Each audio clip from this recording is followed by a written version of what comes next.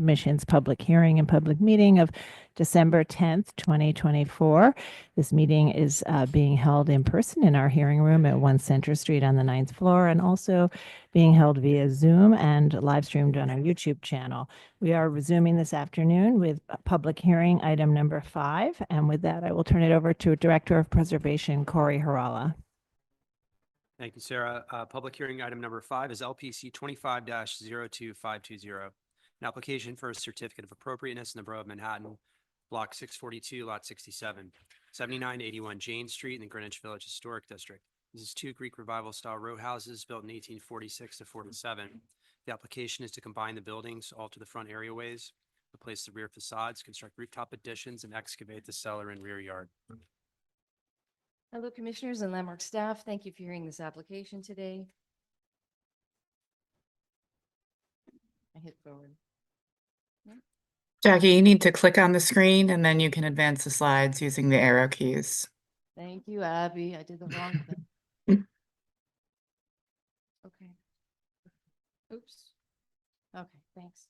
My name is Jackie Pudu-Vallon of JPD Preservation Consulting. I'm here today with the owner, Morris Reagan, the architect, Stephen Kilcoyne, Rob Hegedus, Kevin Insuarti of Allen Kilcoyne Architects, the engineer, John Hinchcliffe of GMS, and Valerie Campbell of Kramer Levin. This is 79 and 81 Jane Street in the 2 Greek Revival row houses constructed in 1847, located on the north side of Jane Street between Greenwich and Washington Streets in the Greenwich Village Historic District.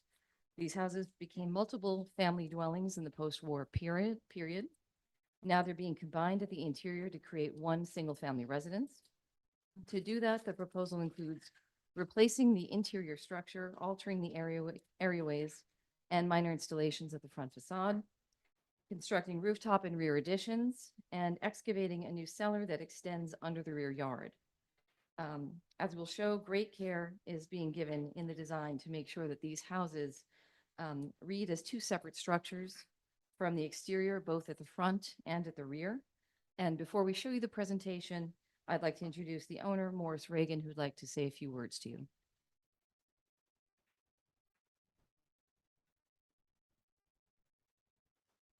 Hi, my name is Morris Reagan. I'm the owner of 7981 Jane Street. I do live next door. I've lived in the West Village for over 30 years. I have an extended family, which this house is intended use for. My business in New York is construction, and we've been awarded the Lucy Moses Award several times for projects like 1 Wall Street or the facade renovation on 462 Broadway and the Neiman Marcus relocation, various projects. So, I take great care on the projects we do. And this is a future home for my extended family, and it's very important. We have elderly parents that we need vertical transportation for. So that's going to be an intended use for my family. Thank you very much.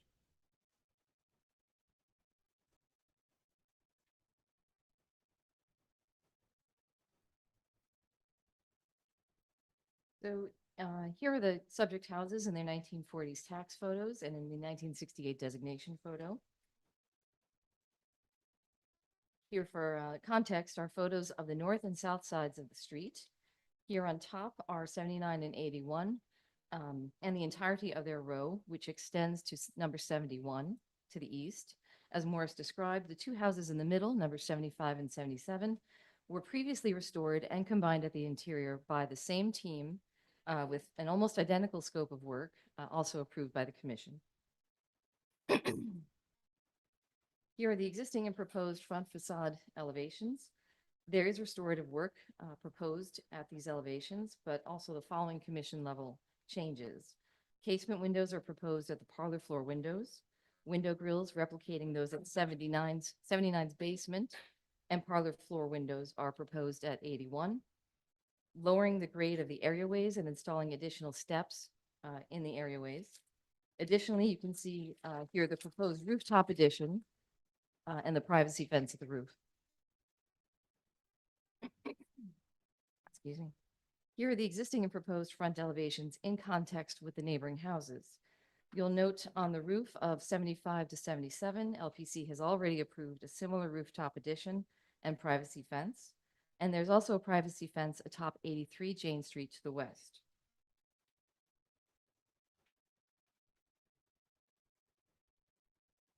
Here are the existing areaways at both houses, where you can see one currently walks through the gate at grade, and there's a very tight fit going into the understoop entrances. Here are photos of the areaways at the other houses in the row for context. These are left to right, 71, 73, and 75 Jane. The stairs and lowered grade at 75 were previously approved by the commission. Excuse me. Here you can see the existing and proposed areaway plans. 2 steps going down into the lowered areaway is proposed, as well as 4 steps going down into the understoop entrance. The areaways would once again be paved with bluestone pavers. Here in section, you can see the lowered grade and the additional steps going down into the understoop area, and the new steps meeting the sidewalk. Here you can see on the bottom, the proposed casement windows at the parlor floor openings and the new window grills at 81 Jane. You can also see the existing doors at 79 will be retained, and the new double leaf doors will be installed at 81, which replicate the doors shown in the 1940s tax photo. That work at the doors is staff level, but I pointed out it as an example of how the entrances will still look different, which will help these 2 houses read as 2 separate buildings, even though they'll be combined at the interior.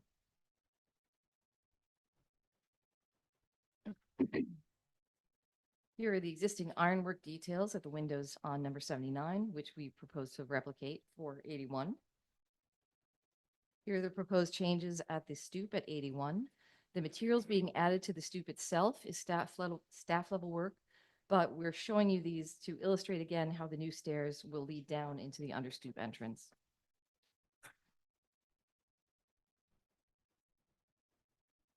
Here are the same elevations for the stoop at 79.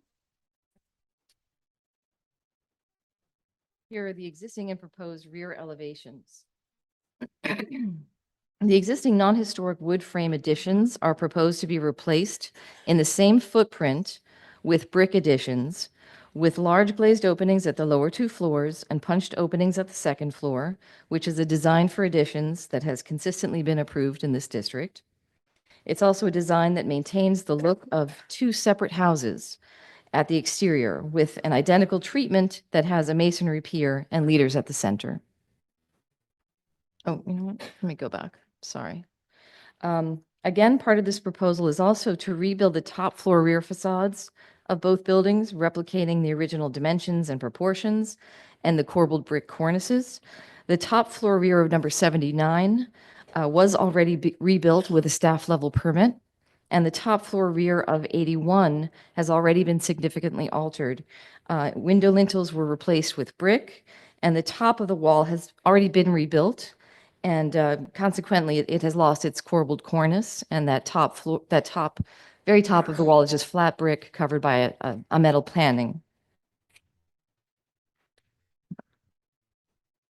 You can also see on these elevations the proposed brick bulkhead will be 10 foot 9 inches tall, and the fence will be almost 6 feet tall and set back from the rear facade. Lastly, you can also see the excavation at the cellar in the proposed elevation. Underpinning will only be necessary to secure the foundation of number 83, as there is already underpinning at 77.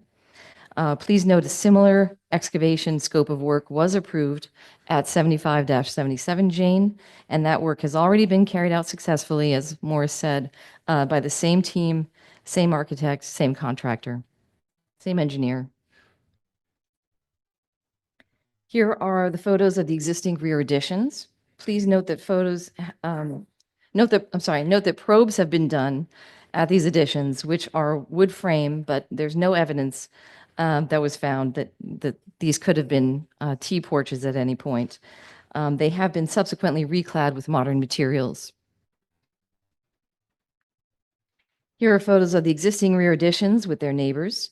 On the left is the rear addition at 77 Jane, which was approved in 2017. On the right is the rear of 83 Jane. Please note that the rear yard of 83 Jane features a below-grade sunken garden, which we're also proposing at the rear yard of 79 Jane Street. Here for context are the rear elevation and current condition drawings for what was approved at 75 to 77 Jane Street. Again, 75 Jane was approved in 2015 and 77 Jane was approved in 2017.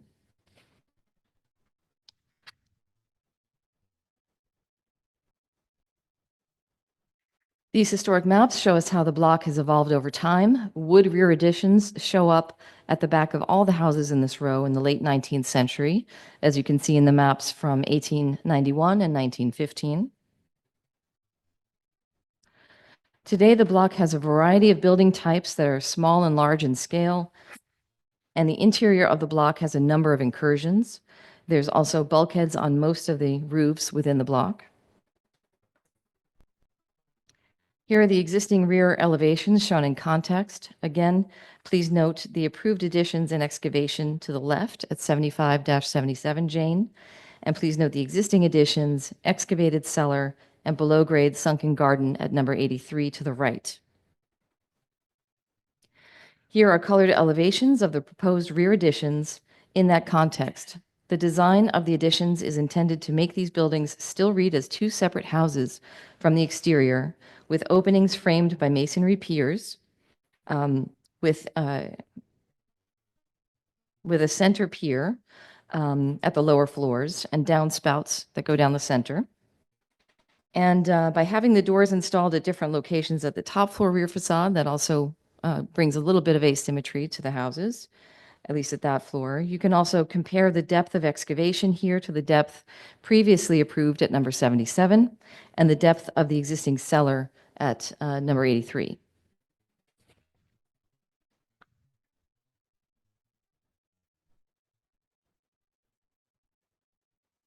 As mentioned earlier, the top floor rear facade of 79 Jane has already been rebuilt under a staff level permit. The top floor rear facade of 81 has already been altered. Stone lintels were removed and replaced with brick, and the brick corbelled cornice was lost when the top of the wall was rebuilt, most likely for waterproofing, and then subsequently covered with an aluminum panning, excuse me, or capping. The proposed reconstruction will eliminate the chimneys and maintain similar proportions and sizes of openings. However, the placement of the windows will be slightly shifted. The work will return the continuous corbelled cornice to both facades, as well as the stone lintels to number 81. And retractable awnings are also proposed. That's what those dark horizontals are above the windows. Here are the details for the wall construction at this floor and photos of existing conditions. Here are the existing and proposed roof plans. The proposed stair and elevator bulkhead is to be set back almost 14 feet from the front facade and over 9 feet from the rear facade. The proposed privacy fence would be set back 6 feet from the front facade. Here are the existing and proposed sections through the roof of 81 Jane. You can see the leveling of the roof and the installation of the bulkhead, which will be 10 foot 3 inches tall, and the proposed fence, which is almost 6 feet tall.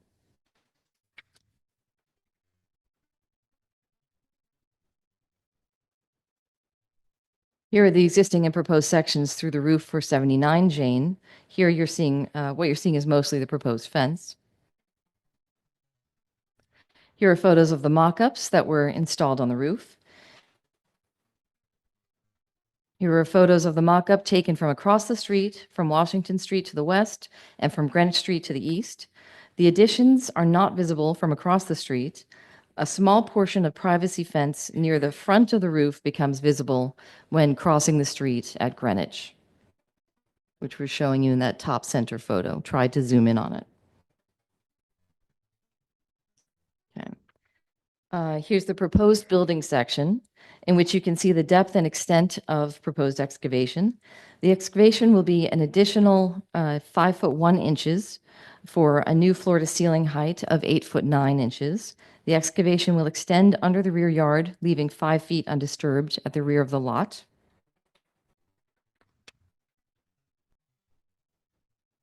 Here are renderings for the proposed rear facades. The designers sought to create additions that would be contextual for this district, in keeping with its character and the period of construction for these buildings. The hierarchy of fenestration is maintained, as the size of the window openings get smaller as you go up the facade. And the two houses still read as two separate buildings because of the masonry piers at the ends and at the middle of the addition and the placement of the downspouts in the middle. Here are some images of similarly articulated rear additions that were approved in the district. Most relevant for us are the paired rear facades of 75 and 77 Jane in the lower right corner, and 51 Barrow Street just to the left of that image. At 51 Barrow, let me try to circle that, which you just saw this summer. Oh, I can't do it. There it is. Thank you. At 51 Barrow, commissioners approved a similarly designed rear addition and the reconstruction of the top floor rear facade and a bulkhead. Here's a section through the proposed additions and plans going floor by floor, and a plan for the terraces that would be on top of the additions. Here are the existing and proposed rear yard plans. On the right is the proposed, with the below-grade sunken garden in pink and the basement level, below-grade sunken garden in pink and the basement level garden terrace in blue, and the raised 5-foot planting bed to the rear in green.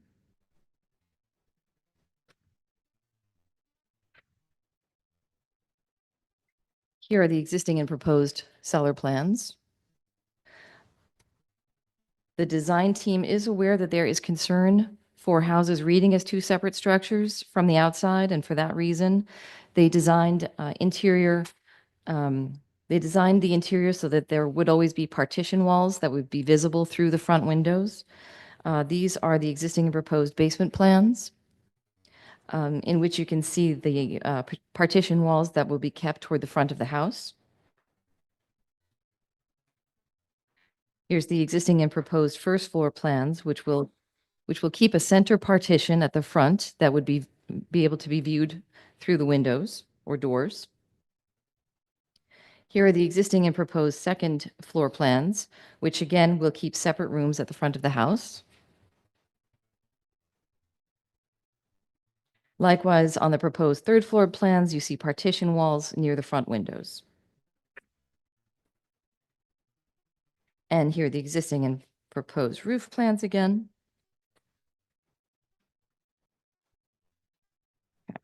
Now, there's a number of precedents in the district that include a similar extent of party wall recreation and excavation. We're including 2 recent approvals as examples here. It's waiting. But we have additional examples in the appendix. This is 105 to 107 Bank Street, which is one example that the design team likes better because it keeps partition walls at the front of the house with its replacement of interior structure. And incidentally, fun fact, according to the designation report, the original owner of 81 Jane Street was a builder who also owned 105 Bank Street and used it as his place of work. This approval was issued in 2022 for interior combination, interior structural replacement, rooftop and rear additions, and excavation. The C of A included the finding, quote, that the extensive removal of the party walls will not be perceptible from public thoroughfares through the relatively small punched window openings of the front facade. Here are some original floor plans for both of those houses. And here are the corresponding approved floor plans. You'll note the partition walls and individual rooms that are kept at the front of this combined house, just as we're proposing for 79-81 Jane. And in these building sections, you can see a similar extent of cellar excavation was also approved here.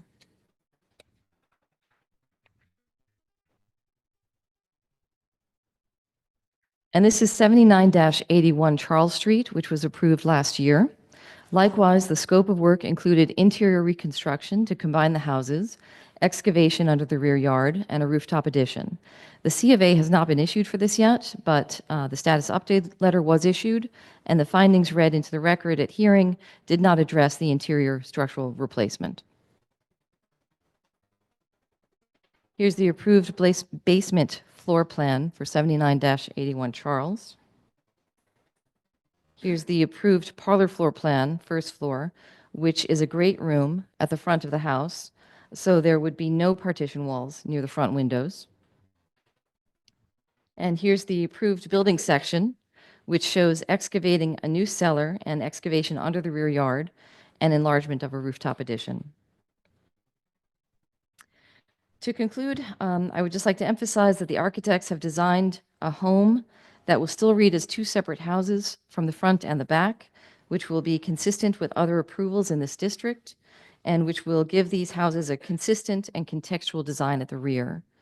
We thank you for your time, and we look forward to your questions and comments. Thank you. Thank you very much. Do we have questions, commissioners?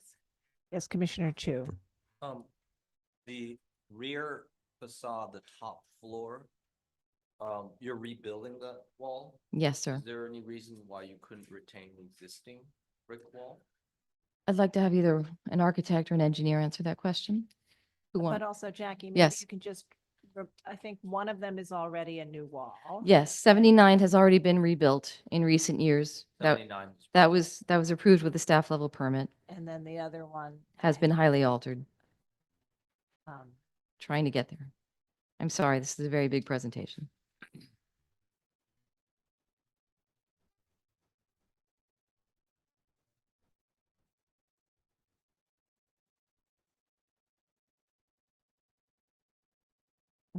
Okay. Yeah.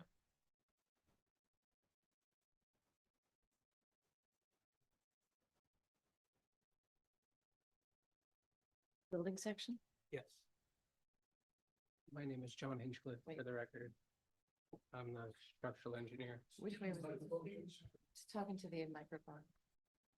My name is John Hinchcliffe. With, and he's I'm with the structural TMS. Engineer. Trying to get to the building section. Okay. So the wall in question is the setback third floor rear foundation wall. And in addition to the points about the variable current condition of the masonry and that portions of it have been recently rebuilt, in the existing structure, that wall sits on a series of masonry piers which extend to the current foundation here. And with the proposal to remove those piers, keeping a 2-wide brick wall 50 feet in the air across a 40-foot lot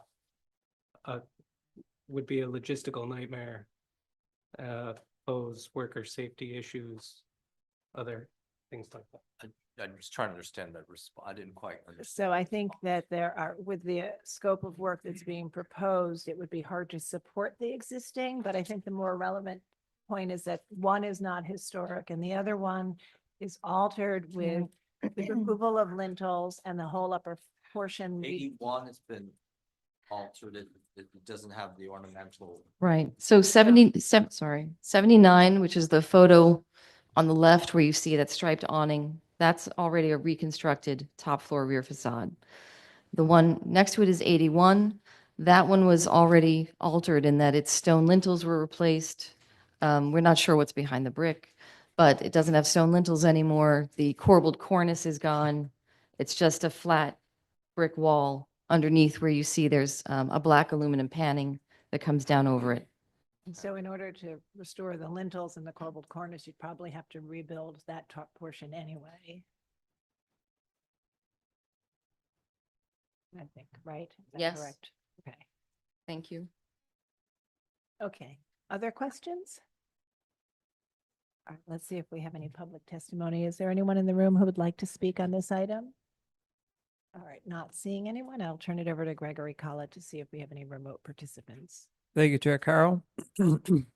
We have one remote participant with their hand raised, that being Dina Tass-Winter from Village Preservation. Dina Tass-Winter, I've promoted you to panelist. Please unmute your line and state your name for the record. You'll have 3 minutes to speak. Thank you. Good afternoon again, Commissioners. Dina Tass-Winter on behalf of Village Preservation. Village Preservation appreciates the sensitive restoration proposed for these buildings and that the additions will not be visible from public thoroughfares. We do request that the proposed reconstruction of the upper floors of the rear facades be carefully studied, and that these facades, or rather at least 81, having heard that 79 was already reconstructed, that 81 be repaired and retained and not fully reconstructed unless deemed absolutely structurally necessary. We are also concerned about the deep extent of excavation proposed here. We ask that a reduction in that scope be considered, and that regardless, a monitoring plan is implemented to ensure the safety of these buildings and of its neighbors throughout the course of the work. Thank you. Thank you so much for your testimony. I do not see any additional hands raised, so I will note for the record that Manhattan Community Board 2 recommends that the front facade be amended to include subtle differences to ensure that the houses retain their unambiguous current and historic appearance as two separate and individual row houses, that the rear facade and non-visible rooftop additions be approved, and that the excavation, underpinning, monitoring, and any other engineering work be approved, provided that it carefully follows all applicable rules and regulations to ensure the integrity of the property and the adjoining properties. And with that, I'll bring it back to you, Chair Carroll. All right, thank you. And before I turn it back to the applicants, I want to just also state that this is, as we saw this morning, an application with this scope of work is something that requires enhanced engineering review on our end. And so our engineer, Don Friedman, has already reviewed the drawings here and signed off on the work and will continue to coordinate with DOB. And if you'd like to respond any further, that would be fine, or respond to any other comments. And Sarah, if I could just add, when Don looked at this project, which he looked at twice actually, he looked at the monitoring plan and recommended that additional monitoring be undertaken. And we've told the applicant that.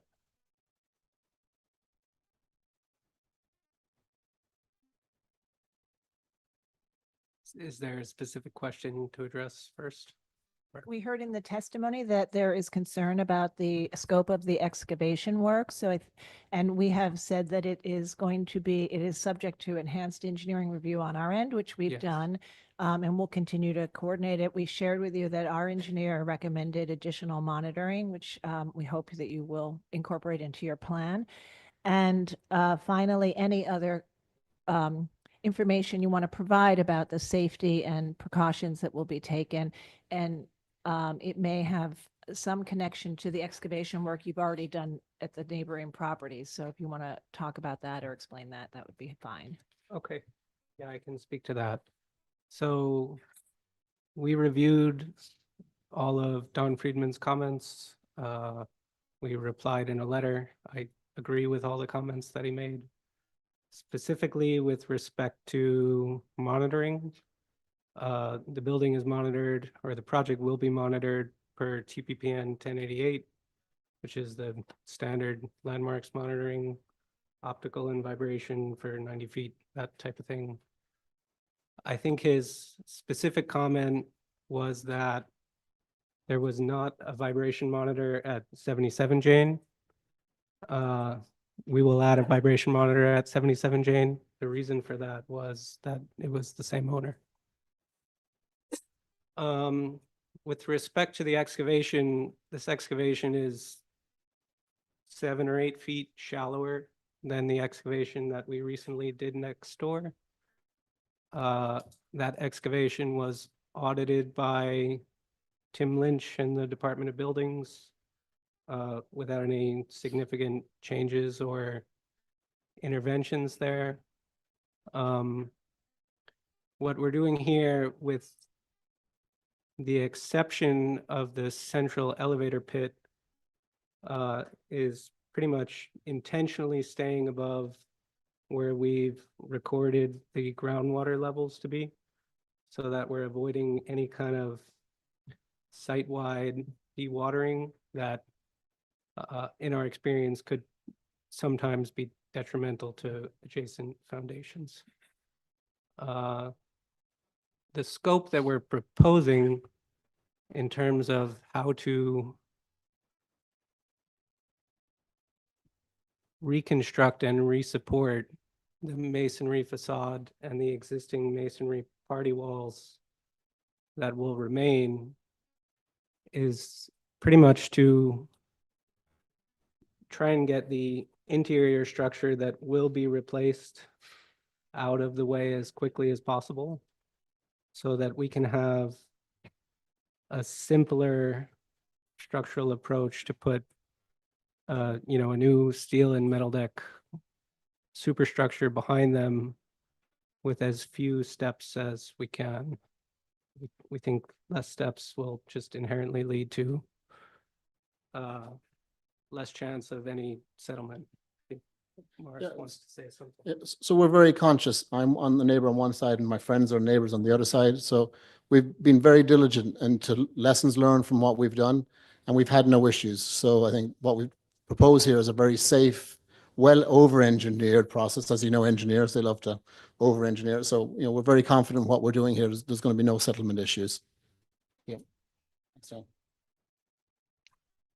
Can I just, Yes. so I understand structure, essentially what's happening is it's going from two separate or three separate load-bearing walls to two, and you're spanning the whole lot. That's what I'm understanding when you're saying span the whole way. No, No? sorry. The existing two white brick masonry partition wall at the moment supports wood joists that span party wall to party wall. Mhm. The proposal is to remove that existing wood floor framing and remove the central brick masonry wall. And in its place, install a steel frame with columns along the center and along the sides on a new concrete mat foundation. And the diaphragms, so each floor level would be composite metal deck with that steel frame. Okay.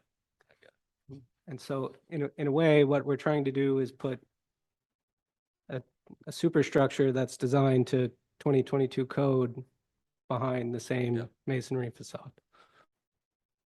Which I think is something that we see happens in most applications to combine row houses. Is there's a new structure to support that and that meets current code.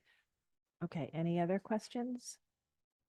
All right, let's begin our discussion. Commissioner Chen, would you make a motion to close the hearing? So moved. Thank you. Vice Chair Bland, would you second that motion? Sorry.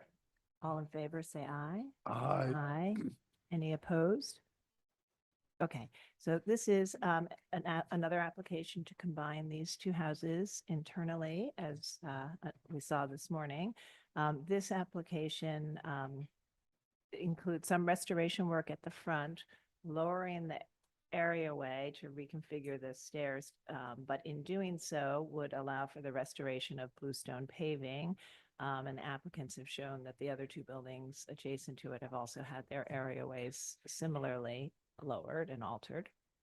And then the proposal includes the rooftop bulkhead and the rear yard addition, the two-story rear yard addition, which is designed as to read as two separate compositions. And at the top floor, proposing to reconstruct the top floor structurally for structural reasons, given the scope of the work, but also noting that one is already reconstructed pursuant to a staff level permit, and the other one is altered, and this would allow for the restoration of the corbelled cornice and the lintels. They are proposing to drop the sill in one of the in different openings to, again, sort of distinguish between the two buildings. And then there's the excavation, which we've had a lot of discussion about. And so we'll begin our discussion, Commissioner. And again, as we talked about this morning, generally our approach to these is to ensure that the modifications on the outside retain the individuality of the two row houses. Commissioner Chu, would you like to start this? Sure. Yeah, I think in general, I don't really have many issues with this application. We'll start from the front. I think the minor work that's being done to restore is fine. The areaway and sunken lower level and the stairway and revision to the gated door look okay to me. Minimal change to what's there is really to accommodate a lower elevational depth. My overall concerns about the extent of excavation are being dealt with by our structural and at LPC, so I'm not going to go into that. In terms of the rear addition, the mass is retaining the existing rear addition, changing the elevation. It retains the character of two separate buildings. The upper floor, which I questioned the existing fabric, the answer was that it's been altered a lot. One of them has been rebuilt. So existing fabric seems to be not really there to the most extent up there. The rooftop addition seems relatively minor, and I didn't see any views that showed that it is visible from the street front. It's not visible. It's not. Yeah, I think this is appropriate. All right. Thank you. Commissioner Master? Yeah, I generally agree. I think that the front facade, they've done a very thoughtful job of making sure that it looks like two distinct buildings, even retaining, I guess, the visible elements of the party wall, so that if you looked from the windows from the outside, you would see the partition. In terms of the bulkhead on the roof, it's not visible, and it's not, I think, overwhelming in terms of the mass. In the rear facade, I think that, they've justified why they're rebuilding the upper level. And they've done enough to distinguish between the two separate buildings, at least visibly from the exterior. And in terms of the windows, I think they've also been not as overwhelming in terms of the glass as some of their neighboring townhouses have. So I think it's appropriate. Thank you. Commissioner Goldblum?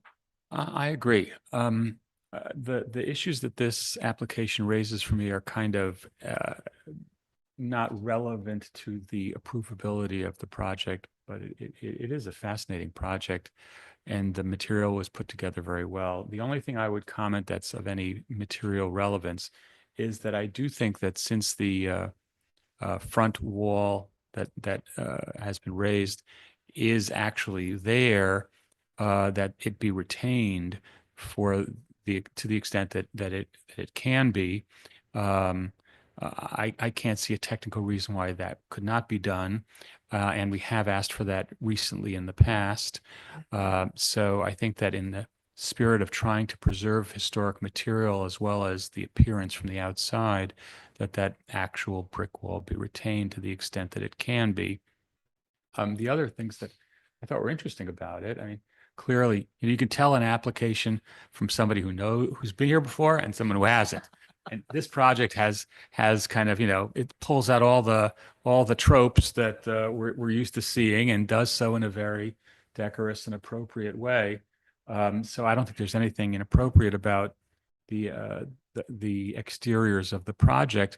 That shot of the backyards was very revelatory, I think, and it's something that we were talking about a couple of weeks ago, how Landmarks really has changed the face of New York City, and how the backs of brownstones are going to bear our mark, and that this block certainly shows that this new type of rear yard addition that's really our version of the tail. It's really very strong and very consistent, and like it or not, we have our fingerprints all over these things. I also thought, like we were talking about one of these other combinations earlier in the day, the building's well preserved. The neighborhood has been emptied of people. But the buildings will look nice with so many fewer people walking around. Commissioner Ginsburg? I agree with my other commissioners. This is appropriate. I really do appreciate that even though these two buildings are being combined, the individuality has been maintained. And as Michael said, having people who knew what they were doing and had been here before is addressed our concerns. So I think this is appropriate, and sadly, we're losing more units, but that's not under our jurisdiction. Commissioner Chen? Couldn't agree more. I just want to wish Commissioner Jefferson is here because he loves symmetry. And this is clearly, this is clearly symmetrical. I can find it appropriate. Thank you. Vice Chair Bland? I have to say, I'm sort of wondering how many units we've approved the loss of today. You know, all the boxes have been checked. Everything that we've ever said about, and it's too perfect. It's just perfect.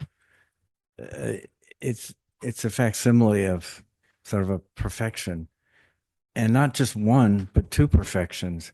You can't tell me, the rest of you, I understand, but I look at this, I blur my eyes and say, that's a great big mansion.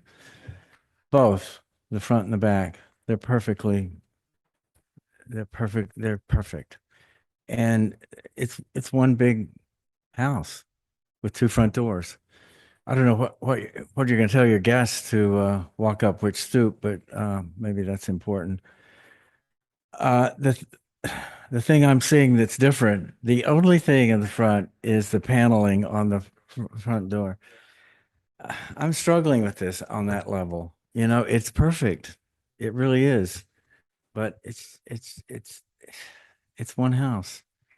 And I think I'm having trouble with it, even though it's checked all the boxes that we've always said to do. Yeah, I mean, I think it is an interesting thing for us to continue to think about, although of course row houses were identical as when they were originally built. So it is, but it's something I think we should dig into a little bit more. Commissioner Chapin? Yeah, it's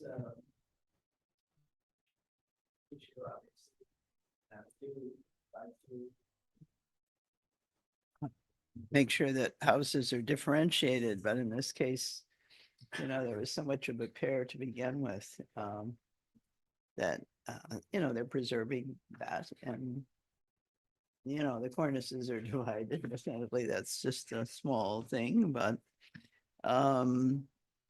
I feel like it's, you know, and I feel like in this case, I can support this. All right. Following with other, you know, Commissioner Chu and others' comments. Okay. All right. So I think we haven't. Oh my gosh.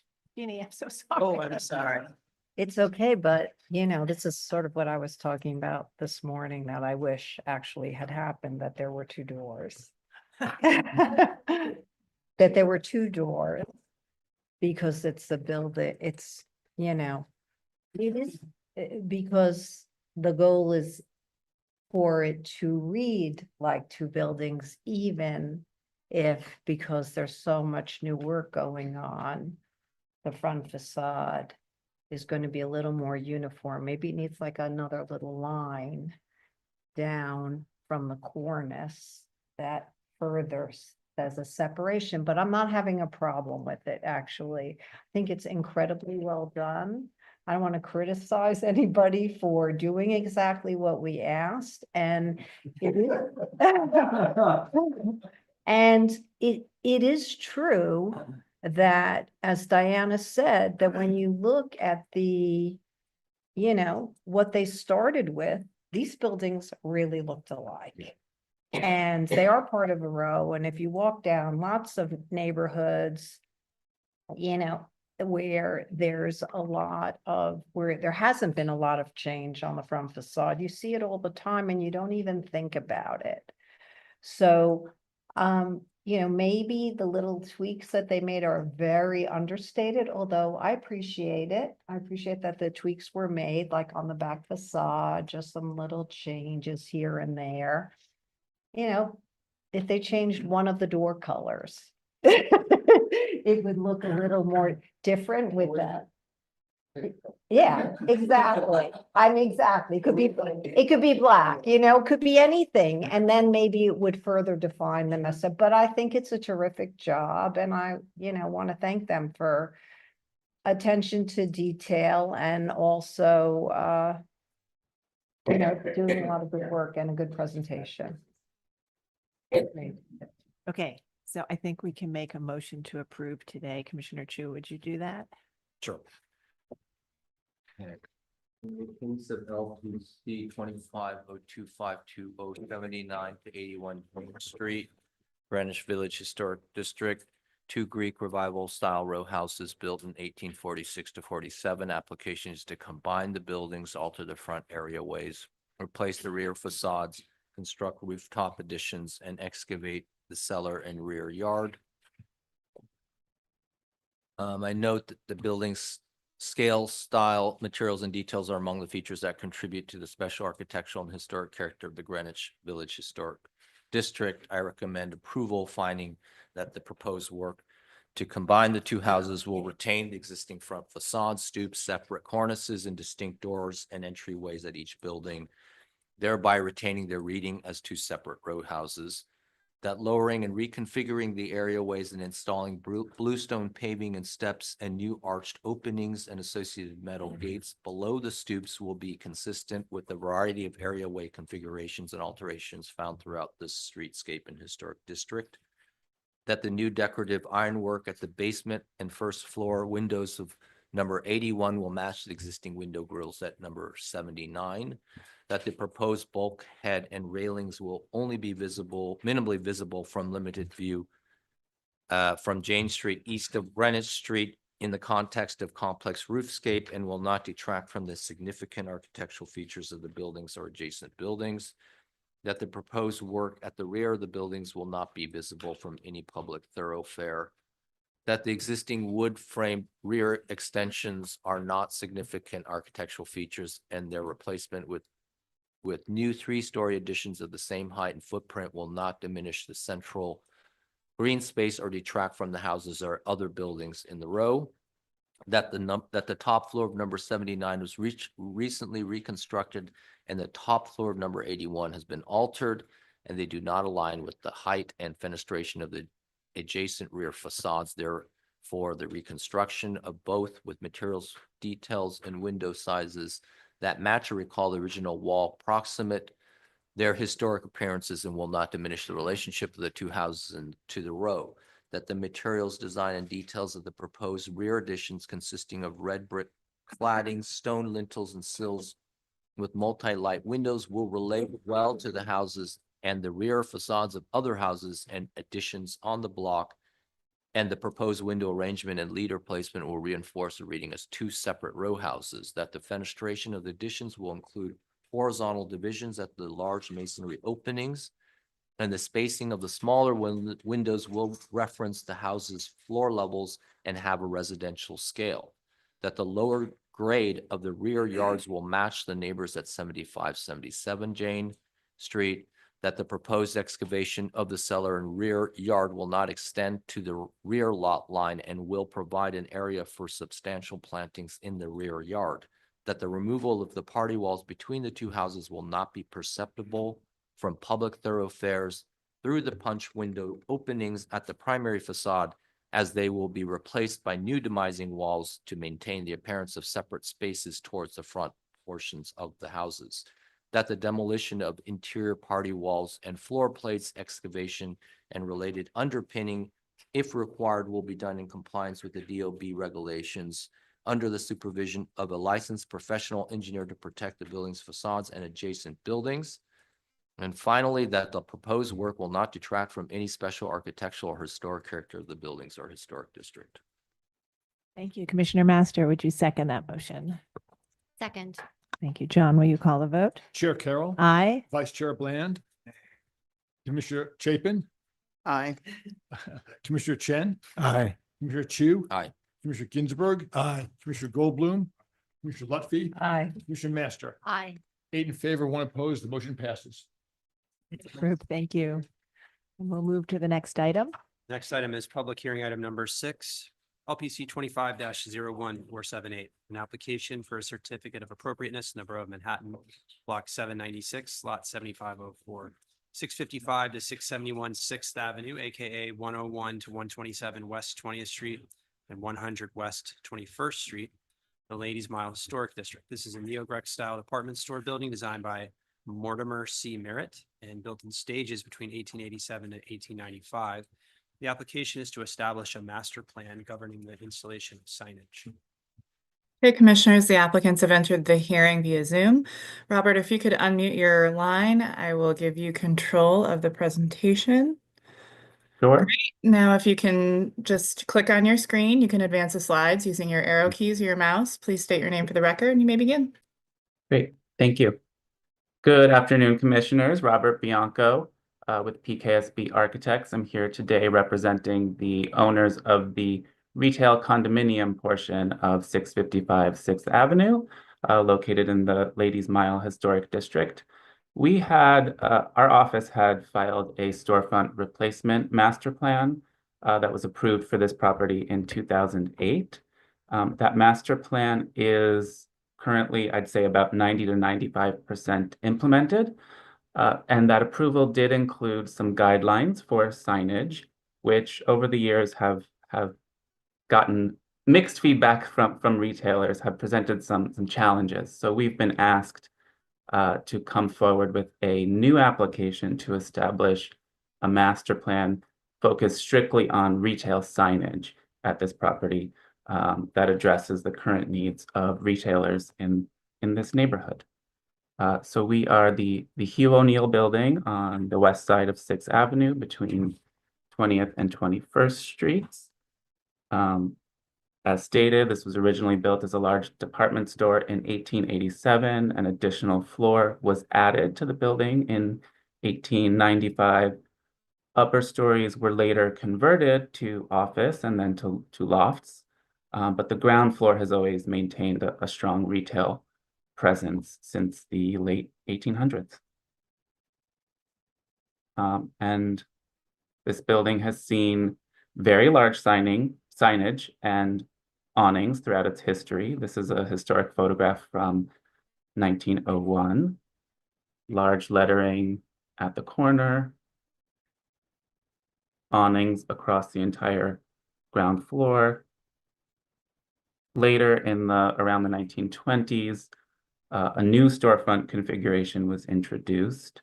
The corners were squared off. A large, deep sign band was introduced, which had large lettering on the sign band and some very large bracket signs.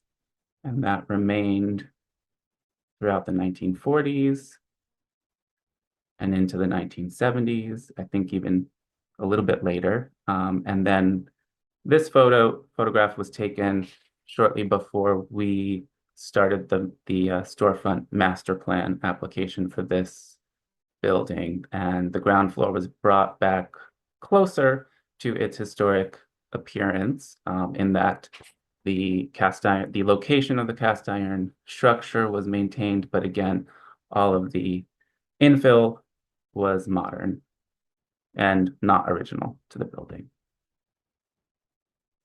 For signage, we looked also at historic precedents in this district. So these are some other large department stores that are characteristic of the district along 6th Avenue. Historically, we noted that many featured thicker sign bands, large lettering at the spandrels, and along 5th Avenue, similar large lettering above storefront cornices, and there are few examples of large cutout letters in front of glass at upper stories.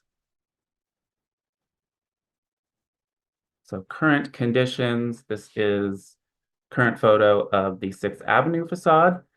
Our storefront replacement master plan has been implemented along this entire facade. And these are just some closer images of the south portion on the top of the page and the north portion of the 6th Avenue facade on the bottom of the page. The current master plan does allow for internally illuminated signage behind every transom window. It allows for the signage at every window. Not all tenants have installed it in every location. But that is what is currently approved. And in these photos, you can see this is taken across the street on Sixth Avenue, looking at a dead-on view. And the visibility is okay in this condition, but when you're standing on the west side of Sixth Avenue, walking up and down the street, the visibility of that signage, even though it's internally illuminated, it's inside the building, and it's difficult to see for a lot of the tenants. And there's a number of factors. The glass can be fairly reflective at certain times of day. The location of the transom bar sometimes can obstruct the view of that signage on the interior. And the storefront entrance doors are recessed from the display windows. So any signage located above the doors gets pushed further into the store. So that makes the visibility here and here difficult. These are existing photos of the side street elevations, 21st Street on the left and 20th Street on the right. And I will just note that these 4 window bays on 21st Street are the only location where the storefront master plan has not yet been implemented. Otherwise, all window bays have been modified per the 2008 approval.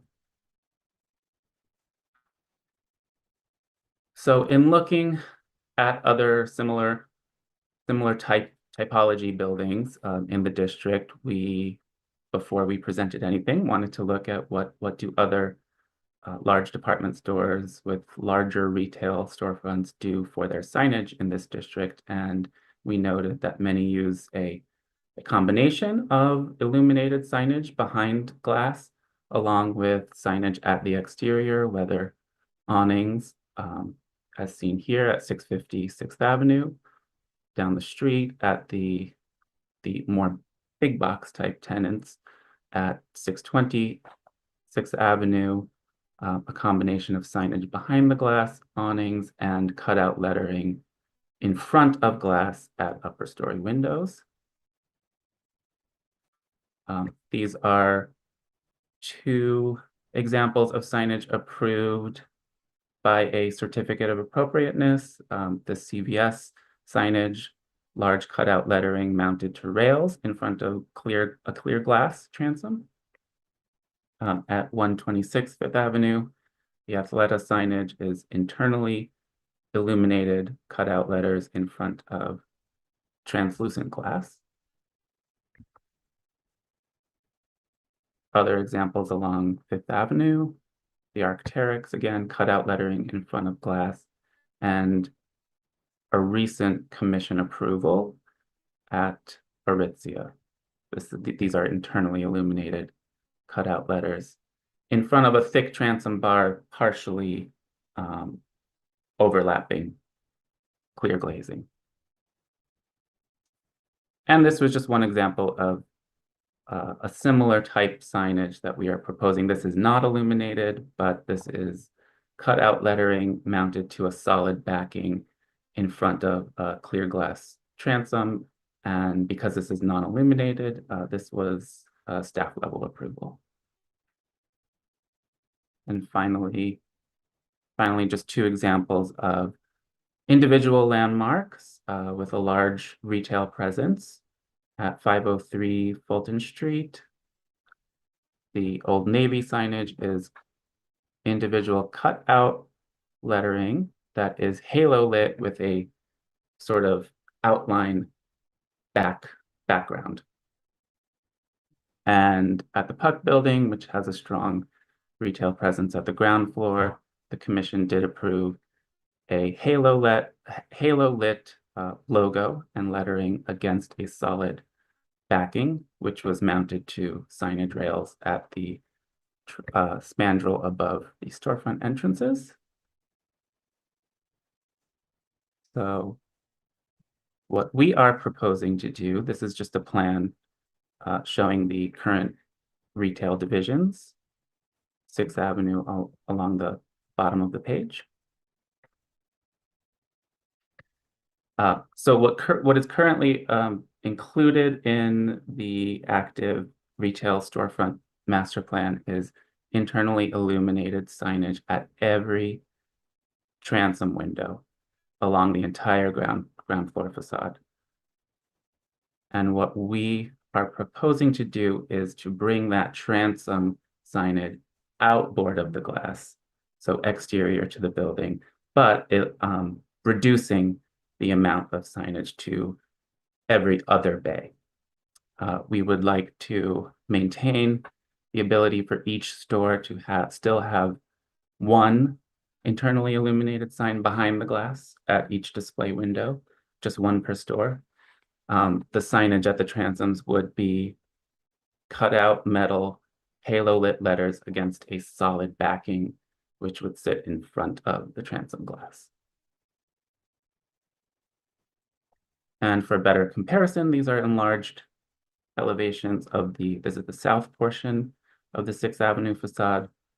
On the top is the current approval with signage across the board, every window bay. On the bottom is our modified approach, which would bring the signage outside, but reduce the number of signs, allow for one internally illuminated sign per store at one display window, and vinyl applied lettering at everyone's entrance, which would comply with the landmarks rules. And this is just showing the north portion, similar configuration. And at the side streets, same exact approach. This is what is currently approved under the master plan and our modification.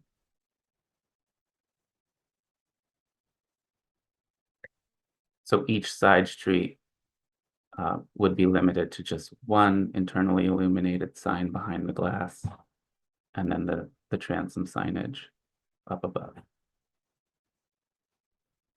And this is 20th Street.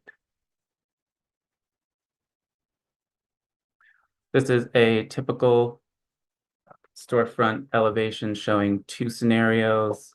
A single line of text on the left would be maximum 24-inch high letters. That would be halo lit against a solid backing, attached to rails, which would then be attached to the storefront framing, not to the cast iron. And in the other scenario where there could be two layers of text, we are showing maximum 12-inch per line.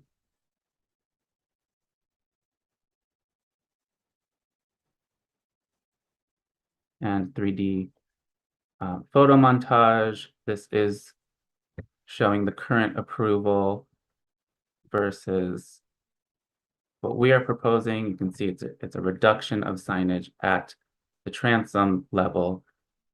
However, we're pulling that signage to the exterior with indirect illumination, and then maintaining the ability for just one internally illuminated sign behind the display window. And this is in 3D showing the single line text versus double line text. And then in the oblique view, and you can see here, again, setting the signage back 18 inches it's challenging for visibility. But you can also see this, what is approved is a good amount of signage, and what we are proposing is an overall reduction, although it will be more prominent. It's an overall reduction. And again, single line versus double line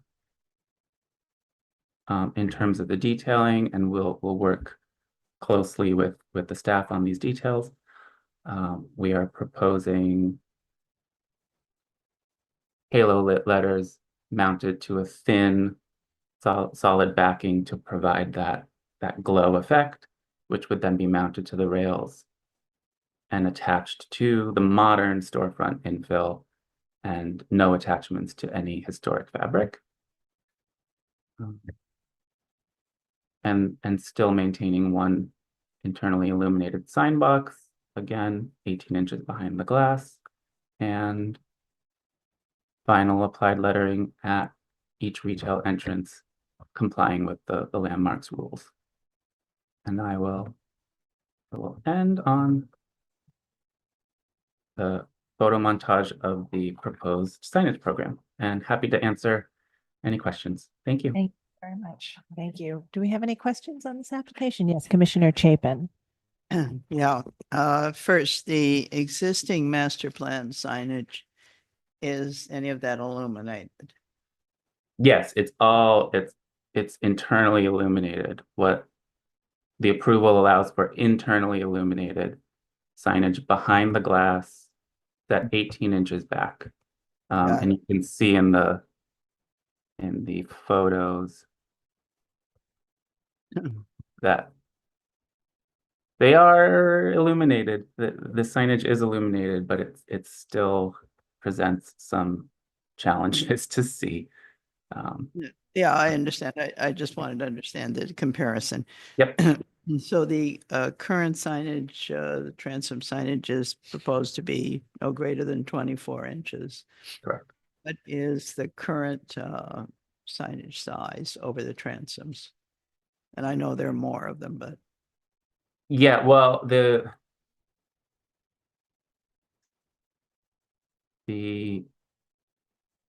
boxes are I believe almost 2'6". The text was approved.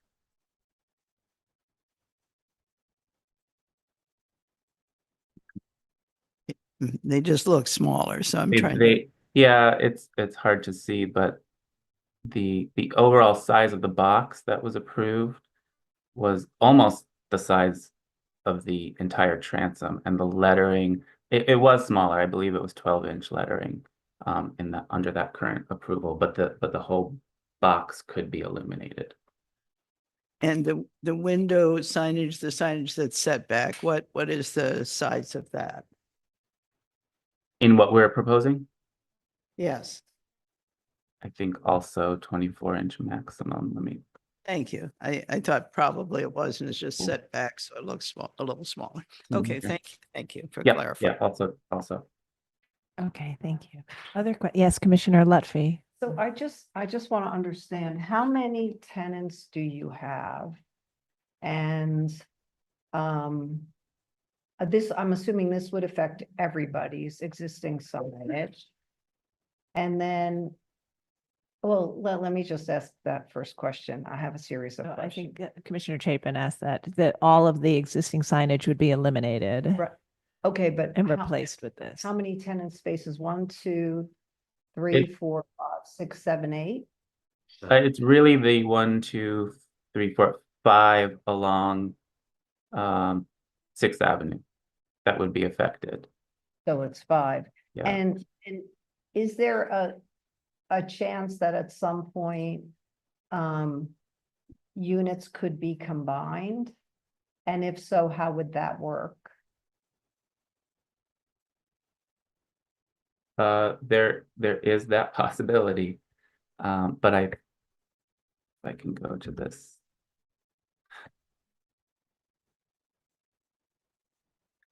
There is that possibility that units would be combined, but we would still limit the signage to every other transom bay.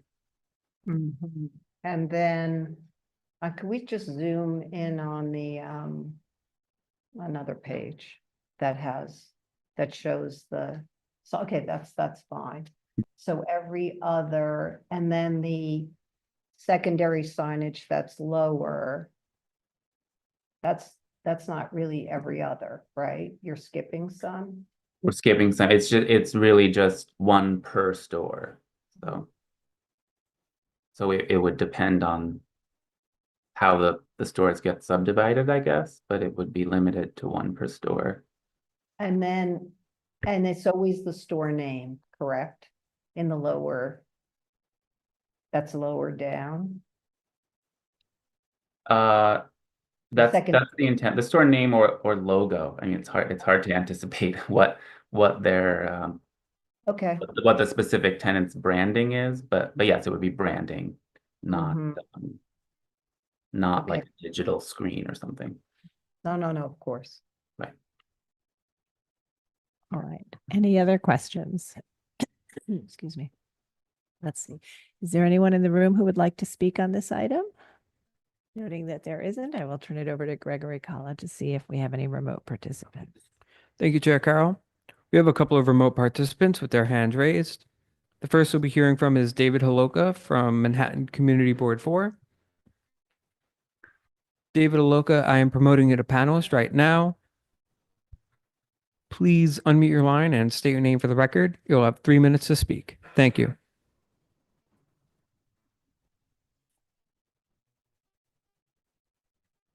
Good afternoon, Commissioners. I am David Holoka, a member of Community Board 4, speaking on the board's behalf. CB4 finds that the proposed changes to the current signage master plan would result in a haphazard appearance, incompatible with the building's ordered neoclassical architecture and inappropriate to this exceptionally intact linchpin of the historic district. The proposed new signage master plan is meant to make facade signs more visible from the street. However, there is no proposed change in the building's retail use to help support abandonment of the current master plan. We also note that retail tenants of the corner turret locations already have prominently visible signage as a result of transom glazing that is at an angle to the street. The proposed master plan would allow a mix of transom level signs mounted outside of transom glass and lower signs mounted at eye level behind storefront glass. This creates a much less orderly appearance, with signs jogging up and down and in and out. The overall appearance would be especially chaotic in the presence of a variety of logo types and jarringly inappropriate to the harmonious character of the building's architecture. The presentation materials include side-by-side images of the current and proposed signage plans that make clear the superiority of the current master plan. Also, the proposed transom level signs are individually problematic. They are an amalgam of several sign types: halo-lit lettering, rail-mounted cutout lettering, and flat sign panels. The combination of so many elements is distractingly complex and opaque, detracting from the underlying architecture. The usual transparency afforded by cutout letters is lost to the backing panels, which effectively create a sign panel of the sort only allowed in a sign band by LPC's guidelines for staff-approved signage. While the applicant has elected to seek approval not by staff, but through a public hearing, we would hope to see an explanation for deviations from the very sensible guidelines, either in the way of special uses, constraints, or opportunities. None of those exception-supporting conditions apply here. The proposed 24-inch tall transom sign lettering unjustifiably exceeds the guidelines' maximum height of 18 inches, exacerbating the negative impact of the transom assemblies. CB4 recommends that the applicant pursue a less distracting, better integrated solution that achieves the desired greater visibility within the spirit of LPC's guidelines. We would welcome non-illuminated rail-mounted cutout lettering outside of transom glass that would be visible in daylight and legible in silhouette at night when backlit by interior lighting, an effect successfully achieved elsewhere. We would also be open to blade signs meeting LPC's guideline criteria if attached to non-original storefront framing or to flush cast iron surfaces that could, upon removal, be reversibly patched, smooth, and painted. Thank you. Thank you so much for your testimony. Next up, we'll be hearing from Lucy Levine from the Historic Districts Council. Lucy Levine, I'm promoting you to panelist right now. Please unmute your line and state your name for the record. You'll have 3 minutes to speak. Thank you. Hi, Commissioners. My name is Lucy Levine. I'm speaking on behalf of the Historic Districts Council. HDC finds this master plan appropriate with the proviso that tenants will be allowed to choose either signage type A or signage type B in a given bay, but not both signage types A and B in the same bay. Thank you. Thank you so much for your testimony. Next up, we'll be hearing from John Graham from the Victorian Society in New York. John Graham, I'm promoting you to panelist right now. Please unmute your line and state your name for the record. You'll have 3 minutes to speak. Thank you.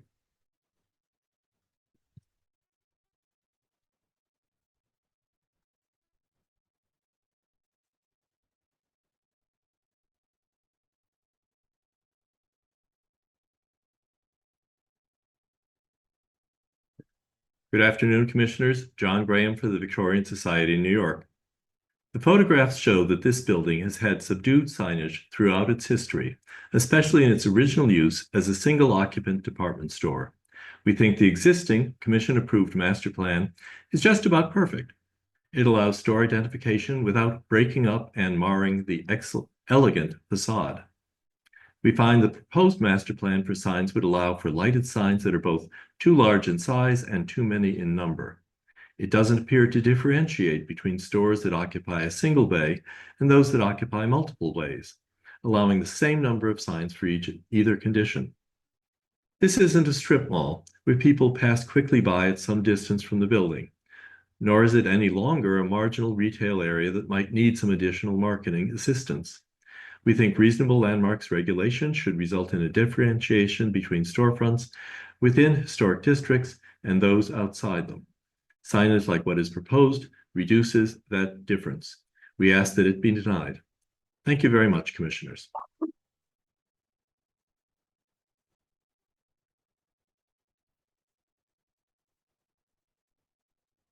Thank you so much for your testimony.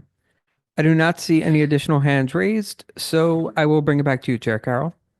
Thank you. I'd like to ask the applicant if you'd like to respond to the comments we've heard. Yep, sure. I'll start by responding to the community board's comments, which we heard at the community board committee meeting and took seriously. And I completely understand the concern about mixing of signage types and level.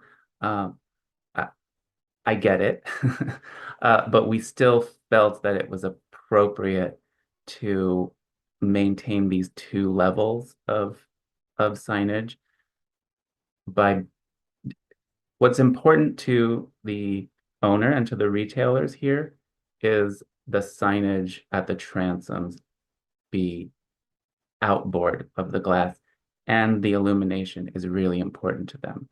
So in having that and reducing the number of signs up at the transom level, we felt it was appropriate to just keep one type of signage up there rather than mixing some signage outside the glass, some behind the glass at the transom level. So that's one type of signage in the transom band. And then there's the possibility of another type of signage behind the glass, which frankly is I think less important. So I think that the owners would be open to the other suggestion that I heard, which was an option and kind of an either or option. But again, it's hard with these master plans to anticipate who each retailer is going to be.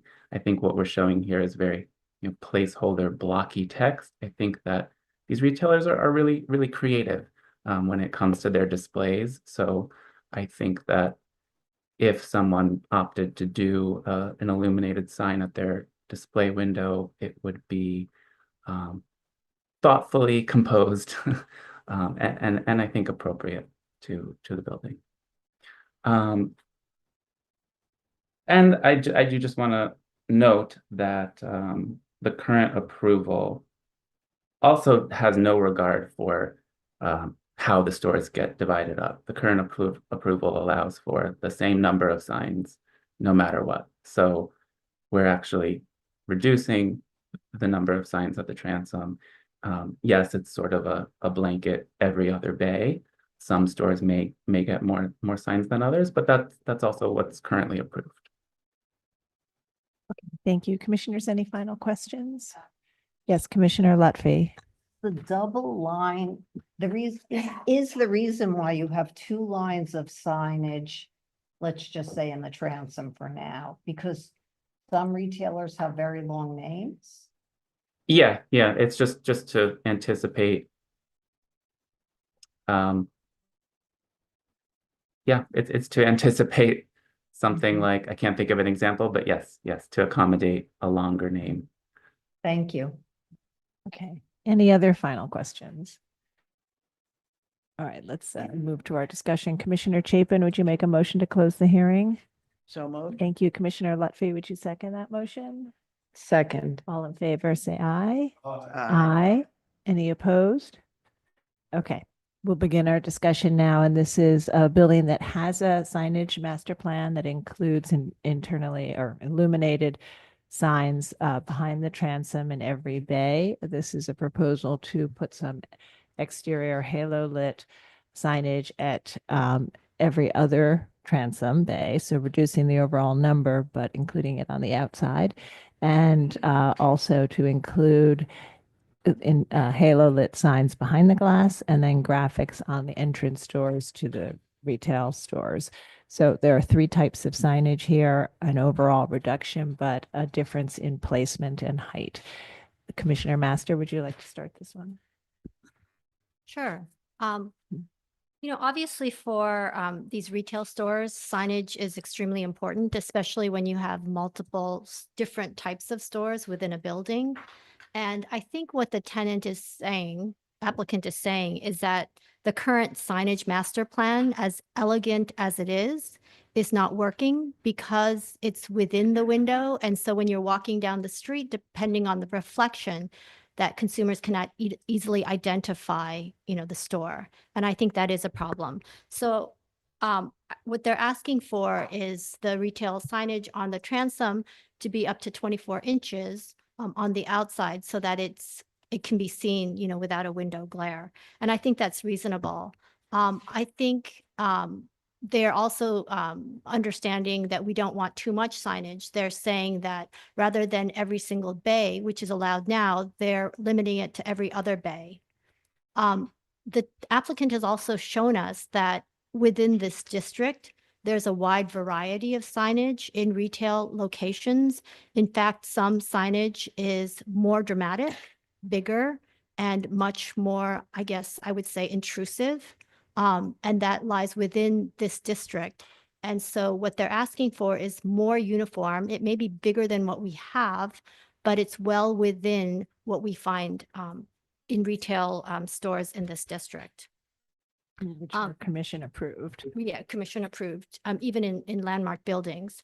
The other, so I think that the transom signs every other bay, which reduces the signage, is appropriate. The other thing that they had asked for is signage within the window. And my understanding is that that is for each store. So if a store were to have, like 6 bays, they're only allowed one, I guess, internally lit signage in their display window. And that to me also sounds reasonable. I can imagine that there might be some retailers who just put a logo and would prefer to do a display rather than even signage within the window. So I think we're giving them some flexibility. I think that the applicant has done a good job showing the need and that it does reduce overall signage. And what we're doing is we're trying to make it easier for customers to find the retail stores. So I can find this appropriate. Commissioner Goldblum? Okay, thank you. I think it needs a little bit of adjustment for me. I think that the rail signs and the transoms are something that obviously there's plenty of precedent for in the district, so I would be okay with a rail sign. But most of the examples that were shown did not have a backing to them. They were just freestanding letters that could be internally illuminated, but did not have a backing. So I think that the rails are okay, but no backing. Also, I think the letter size seems to have grown considerably from the previous proposal. And I remember seeing last week, we saw in that huge building across the street where the union wanted to put in their healthcare system, and somebody said, did we approve letters that big? So I think that the letter size should be perhaps not as small as they were before, but should be smaller than they're shown here, maybe like halfway in between. I think that the option for the lower level signage is peculiar to me. I don't recall seeing a lot of signs ever at kind of waist to shoulder height.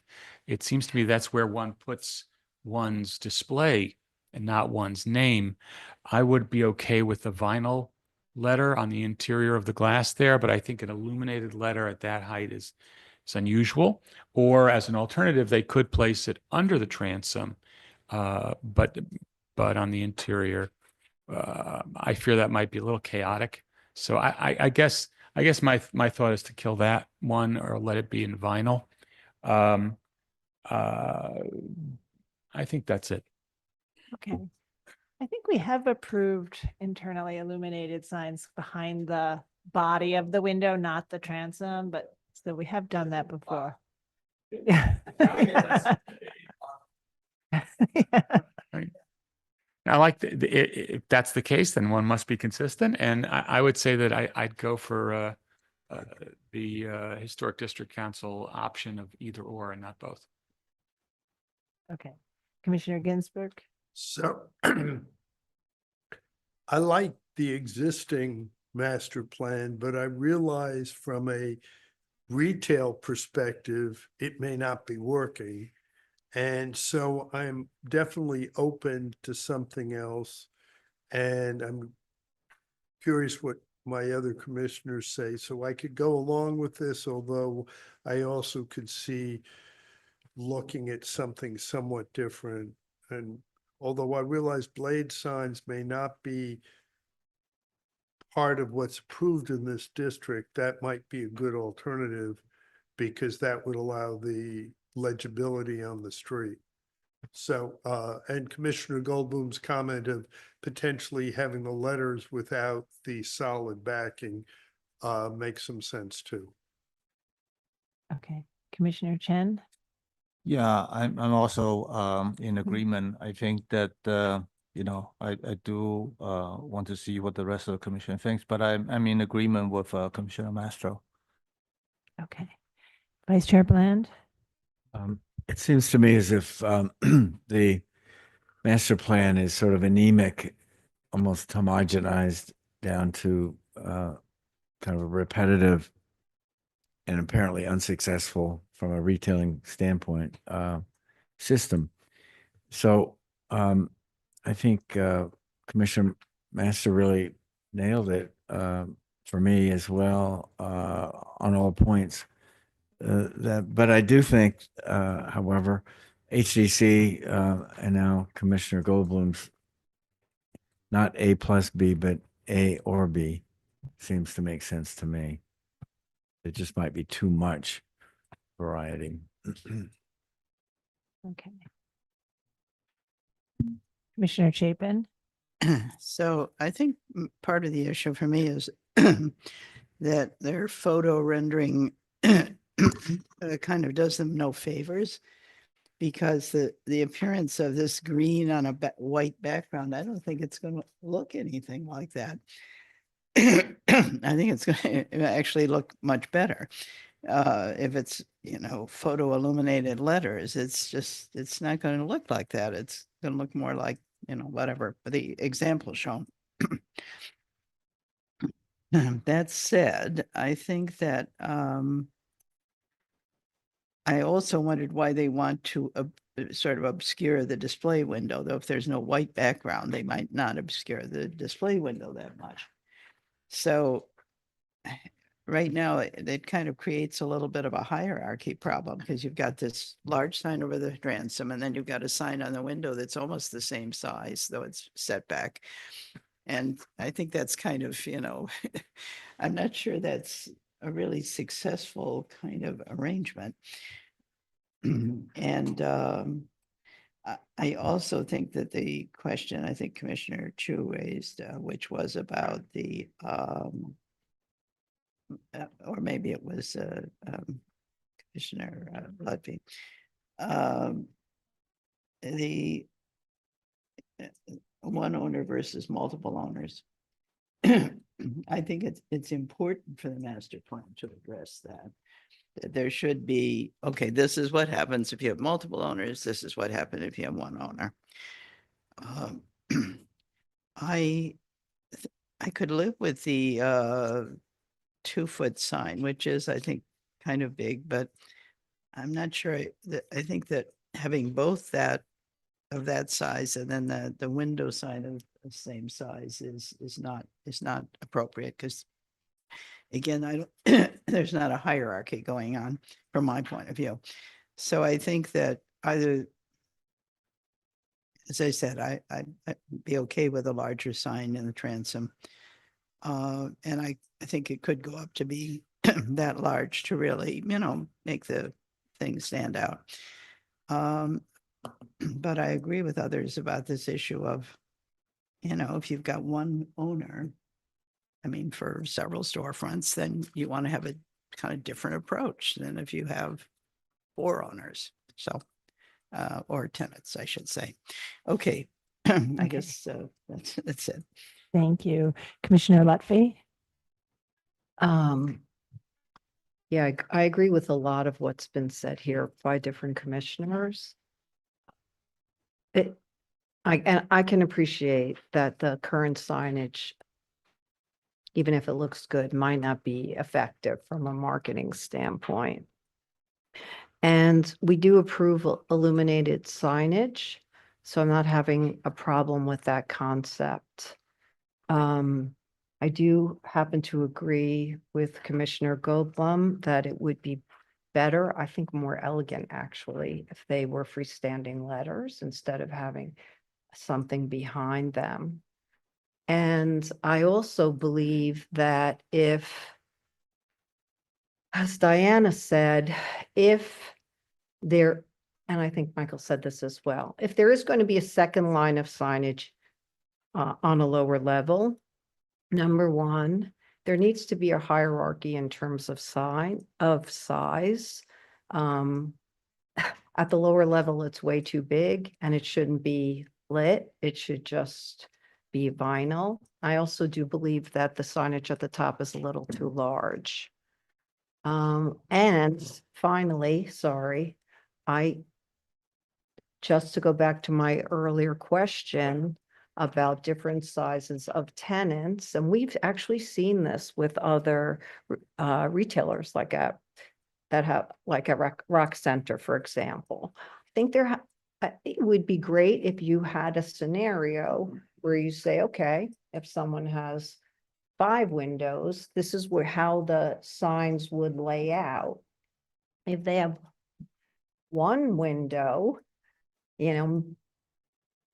but then it's something else. So I would recommend that as well. Okay, thank you. Commissioner Chu?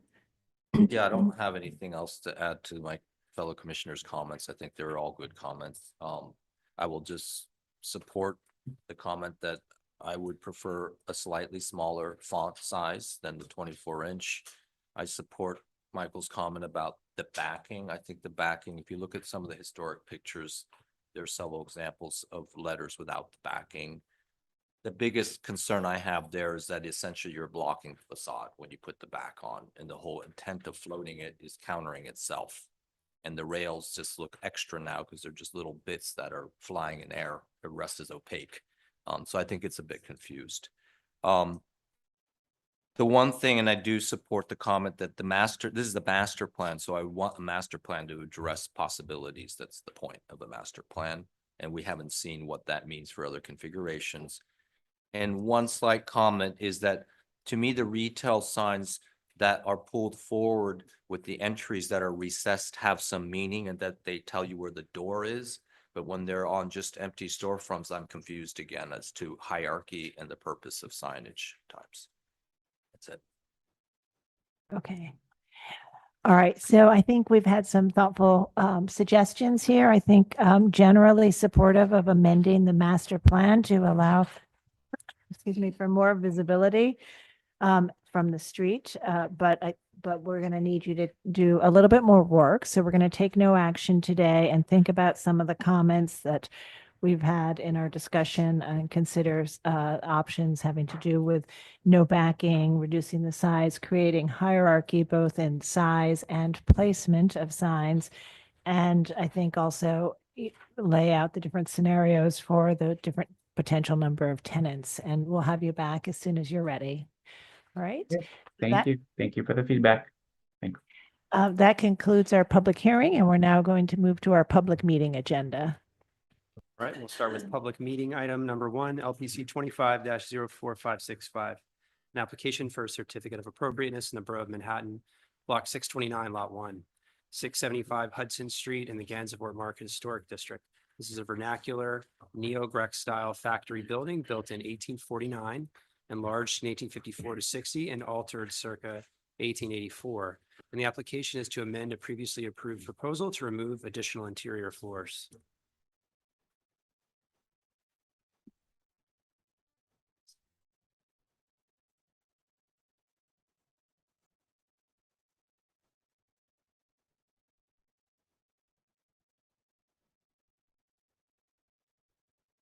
Good afternoon, commissioners. Feel like everybody should maybe take a break. It's been a long day. It's dark outside. So deep breath, move around. Exactly. Take your time, walk around, listen while I'm speaking, whatever you'd like to do, or not listen, or not walk around, whichever you prefer. Cass Stackelberg, Higgins, Quays, Barth and Partners. I'm joined by Matt Abreu, our client with Aurora Capital, Javed Narain from Ancora Engineering, as well as my colleague Shreya Betty.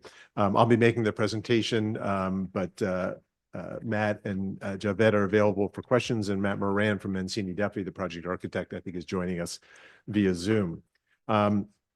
675 Hudson Cass, Street. could you pause for a sec? I think we need to open the proceedings as this is a meeting item. Thank you, Corey. Commissioner Master, would you make a motion to open the proceedings? So moved. Thank you. Commissioner Chu, would you second that motion? Second. All in favor, say aye. Aye. Aye. Any opposed? We may begin now. Okay. 675 Hudson Street was historically known as the Herring Building, named after Colonel Silas Herring, who had a safe manufacturing business in the building. And the building was constructed in two parts, as you may remember, in 1849 and 1859. And his company occupied the building until the 1880s. Back in May, we were here presenting a project that the commission approved with a range of modifications at the building, including storefront changes, signage installation, and at that time, removal of the second floor slab to create a double height space at the first and second floors. Since May, the team has been working, developing drawings, and Aurora has been working with a prospective tenant who's close to signing a lease. And this tenant will be occupying all of the building except for the fifth floor for retail use. And it is these discussions with a prospective tenant that brings us back to you today with a proposal for interior modifications that require commission approval. And there are two components to this work. One, similar to the request to remove the second floor slab to create a double height space at the first and second floor, the tenant is requesting a double height space at floors 3 and 4. So the proposal is to remove the floor slab here, maintaining this one and the fifth floor occupancy. So the first piece of a proposal today is for removing that floor slab. The second component, which comes along sort of in association with that, really is about ensuring the long-term preservation of the building itself.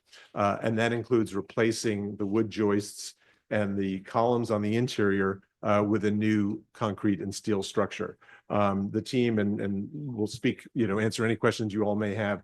The team feels that that's really the safest way to treat the building, almost independent of the fourth floor removal. And as you'll see in our presentation, the slab removal is something that actually has been done throughout the historic district, creation of double height spaces.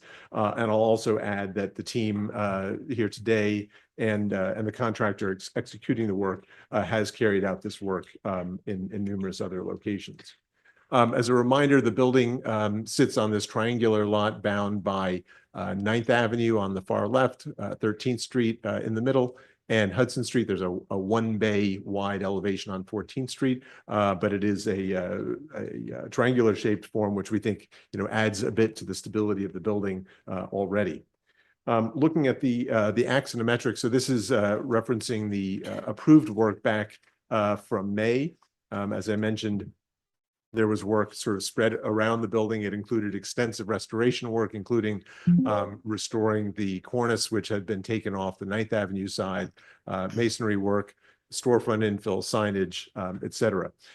Regarding the removal of the second floor slab, I'll just note that at the time, the commissioner's findings noted that the removal of that second floor plate will not be readily perceptible from the public thoroughfare, and we think the same will be for the removal of the upper floor slab. So this is a rendering. This represents the proposed work. As you might imagine, there really is no impact to the exterior of the building. And we think that there'll be really modest, not even visibility, but effect on a reading of the building. So continuing now with some line drawings, just sort of illustrating what the changes are that we're proposing. On the left is a section illustrating what was what was approved back in May, and on the right is what we're proposing. So on the left, you can see at the bottom the double height space that was approved by the commission, and then on the right, the creation of a second double height space directly above. I'll also just point out that floor slabs will land in the same location as the existing slabs. The relationship, the important relationship of the slabs to the windows will be unchanged as part of this work. I'll also just point out that the floor to floor heights, and you can see on the left side are about 9 feet currently. So they're actually quite narrow. Coming around now, a section now looking back toward the Hudson Street elevation again, showing the double height space approved back in May, and then the proposed on the right with the double height space at the 3rd and 4th floors. As I said, the 5th floor remains, it'll be reconstructed, but remains a standalone floor. And then flipping back around and looking at the 9th Avenue side, and again, the relationship of the floor slabs to the windows is unchanged. This plan, this is a bracing plan that Ancora Engineering has prepared, a bit more technical. And I'll also just mention that all of the engineering drawings, SOE, foundation, bracing, all of those have been submitted through the staff, have been reviewed by Don Friedman. We've answered a few questions of his, so that's all been reviewed, and from what we understand, he's comfortable with the work. So just to illustrate sort of how this work will be done, this is a bracing plan. First, there'll be concrete footings poured at the base in the cellar, and then a frame will basically grab the front facade. All the bracing will pass through the window openings. There'll be no penetrations through the brick facade. And I think this next section probably illustrates this perhaps a bit more clearly. So the windows are already proposed to be replaced. They're aluminum replacements currently. And so the bracing will be at the exterior and interior side of the facade. The bolts will grab the steel members through the openings, not through the masonry, secure the facade, and then the structure will be replaced. I'll also just mention, I think significantly, that the lower portions of this facade, and this is really owing to the history of the building as a safe manufacturing buildings, an industrial building. The base of the elevation is 4 wides thick, so 16 inches thick, and then the upper floors up to the 5th floor are 3 wides thick. So this is not like a row house which may have 2 wide thick walls on the upper floors, but it's a much more sort of robust structure. As I mentioned, Ancora Engineering has overseen this work before. There are 3 landmark projects on this slide. On the left, these are 2 row house projects, one on the Upper East Side, a pair of 1880s row houses. On the lower left, 2 houses on Bank Street, 1840s row houses. The project on the upper left, I think, is now complete. The one on the lower left is in construction. The lower right, an interesting building in Williamsburg, in Sunset Park. This was a police station, individual landmark that is now complete, but this is sort of illustrates how the bracing system works. And again, all the connections are through the openings, the existing masonry openings, and not through the wall. And then another project that Ancora has overseen in Williamsburg, an umbrella factory with new construction behind it. So just to give you a sense that this team has overseen this work before, and now there's actually been a contractor assigned for the work itself at 675, and the contractor as well has carried out similar work. We also thought it might be useful for the commissioners to see some of the kind of interventions that have occurred throughout the Gansevoort district. And I think you all have acknowledged that this district is different than other districts, both in terms of the building's history and the way they have been reused and adapted for new purposes, but also the way the commission has regulated this change. And in many instances, buildings in this district, in part because of the beginning condition of the buildings being quite poor, but also the new uses, there has been structural replacement as part of these new projects. So this is a series of projects where structures, not only were structures replaced, but there were also double and triple height spaces created as part of that interior. And I think it speaks to the sort of way the district has been regulated and the vitality, the sort of commercial vitality that's inherent in a lot of these projects. So the Samsung site where there's this triple height auditorium, the Apple Store where there's a full height open space where the slabs were removed for this feature stair that extends back 2 bays into that building. 9th Avenue, which has this central atrium. The entire interior was reframed and restructured, and there's an atrium that continues all the way up through the historic portion of the building, as well as up through the addition. And then 875 Washington Street, where the Diane von Furstenberg headquarters are. This was, I think, the first C of A project in Gansevoort, a really ambitious, fantastic project. But this too involved a lot of reframing and restructuring, but also this sort of double height. Well, it's a stair that continues all the way up through that gem-like addition up on the roof. So this is just to illustrate that within this district, not only have there been projects involving structural replacement, but I think there are a lot of buildings in this district that have double and triple height spaces that speak to the sort of changing nature of the district and the evolution of the buildings that make up the neighborhood. And then just a series of comparative plans. So on the left, approved and proposed on the right. This is the cellar plan. It's actually quite a fascinating cellar. We don't always get an opportunity to say that, but this building has some very interesting cellar and vault spaces. Those will largely be unchanged. And then as we move up the building, the first floor, and I think more clearly perhaps on the second floor, you can see the sort of structure grid on the left, the columns, and then the new structure basically now around the perimeter behind the brick piers, but around the perimeter of the floor. And then up at the fourth floor, and then finally just concluding with a rendering of the proposed work. I think just a few key points to note. There really will be no sort of visual effect on the exterior of the building, and even from, I think, a reading of the interior, that will be quite modest. I think, as I said, it speaks to the sort of history of adaptation and change in the district, and we see other examples of this really throughout the historic district. The relationship of the floor slabs, very importantly, will be maintained to the windows. Obviously, no intersecting of windows, but they'll land in the same location. And then finally, I think this new structural system with the concrete and steel will ensure the long-term stability of the building, preserving the landmark for the future. We're happy to take any questions. Okay, thank you, Commissioner Goldblum. What are the existing columns made of?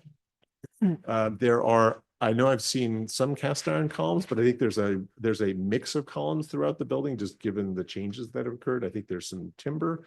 There may even be some steel. You know, Javed, if you want to speak to that, and you should come up and you can introduce yourself first.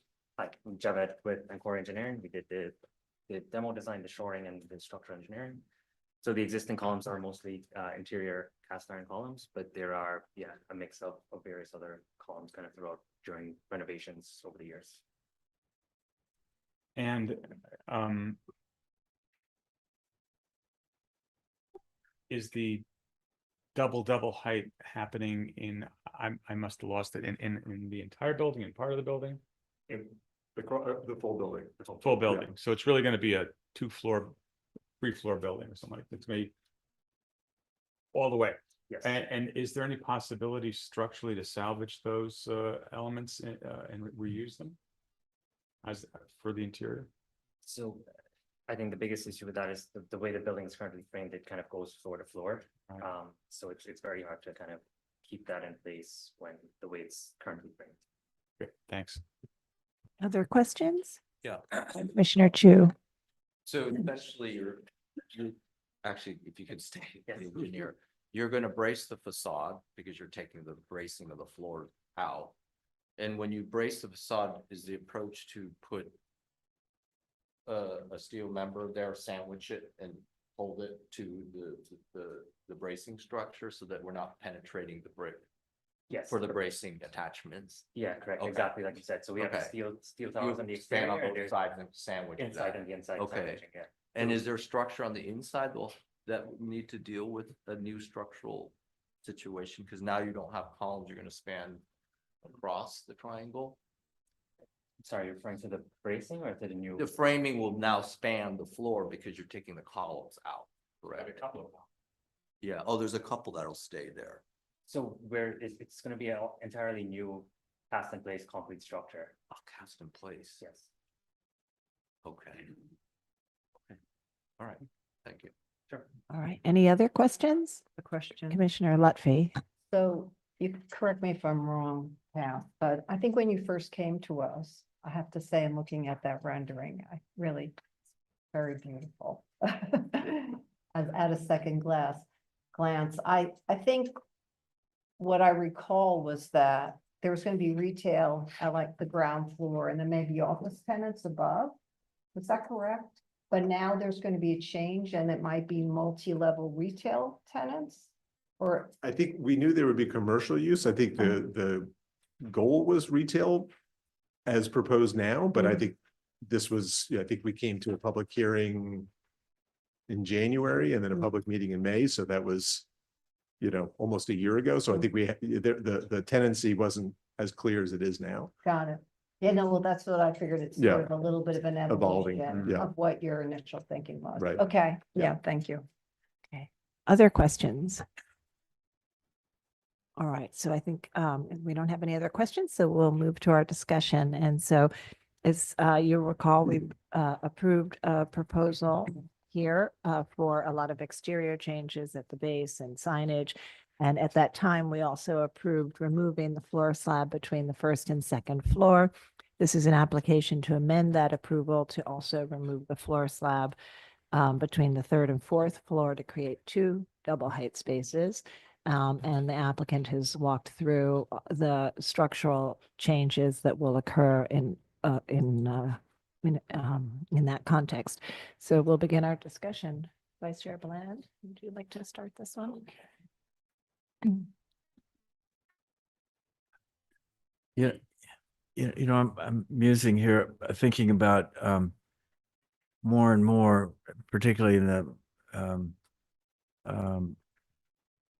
Jane Street project. Really, it's a shell, a new shell, and a completely new interior. And there are plenty of preservationists in this city that think we're losing the historic character of our buildings by this. On the other hand, you could argue that we're extending the life of these buildings by allowing these sort of radical changes on the interiors to occur. So it's a perplexing sort of problem to face, but we're up to it, I think, as a commission, to confront it. And I think if it's a reasonable thing to say that those are two on one hand and then the other, I think I'm favoring at least my right hand, that last point on this project, where I think this is appropriate. And I think it could be seen that these changes, structural, using contemporary construction and structural issues, will extend the life of these historic buildings. So kind of on that basis, I think, and just recognizing the need, internal need for marketing the place, I think I can accept this as an appropriate thing to do. Okay. And I guess another thing to think about is what Cass presented with the sort of dynamism, dynamic changes that we've approved in this district that also have included significant interior structural changes. Commissioner Chapin? Yeah, I was kind of thinking about that issue of change because we've been seeing, commercial buildings being converted to residential. And I was thinking, well, what if they want to go back to residential? But anyway, that's another story. So, as far as the general concept, I think I can approve it certainly. I guess I have a question about comparable projects that you might be aware of, Sarah, or council in over the past that are of this, size and scope. It's a big undertaking.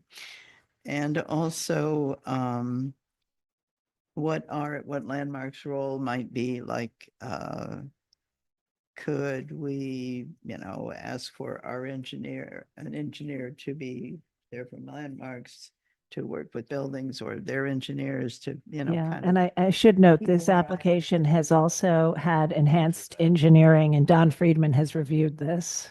Yeah.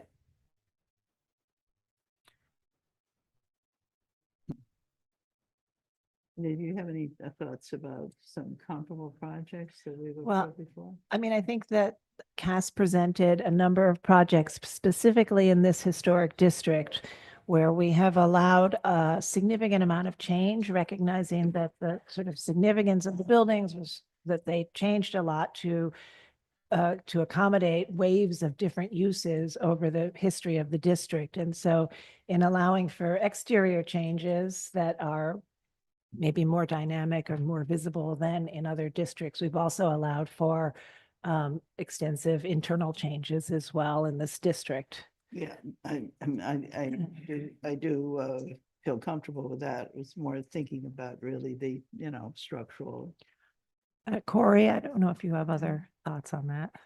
sort of. I mean, I do think it's fairly commonplace to have, most, if not all, of the inferior structure replaced for some of these bigger projects that you see. This one's a little different in that it seeks to remove and not put back, not just the double height space at the first floor, but another grouping of two above that. But in terms of just replacing old structure with new structure, that is commonplace on many bigger projects. Thank you. Okay, Commissioner Lutfi? I think Fred mentioned this. In a way, I think this is kind of exciting because it is, first of all, the project's exciting in general because we're taking, a property. We approved the project, obviously, that was not in use, and it's being given a new life.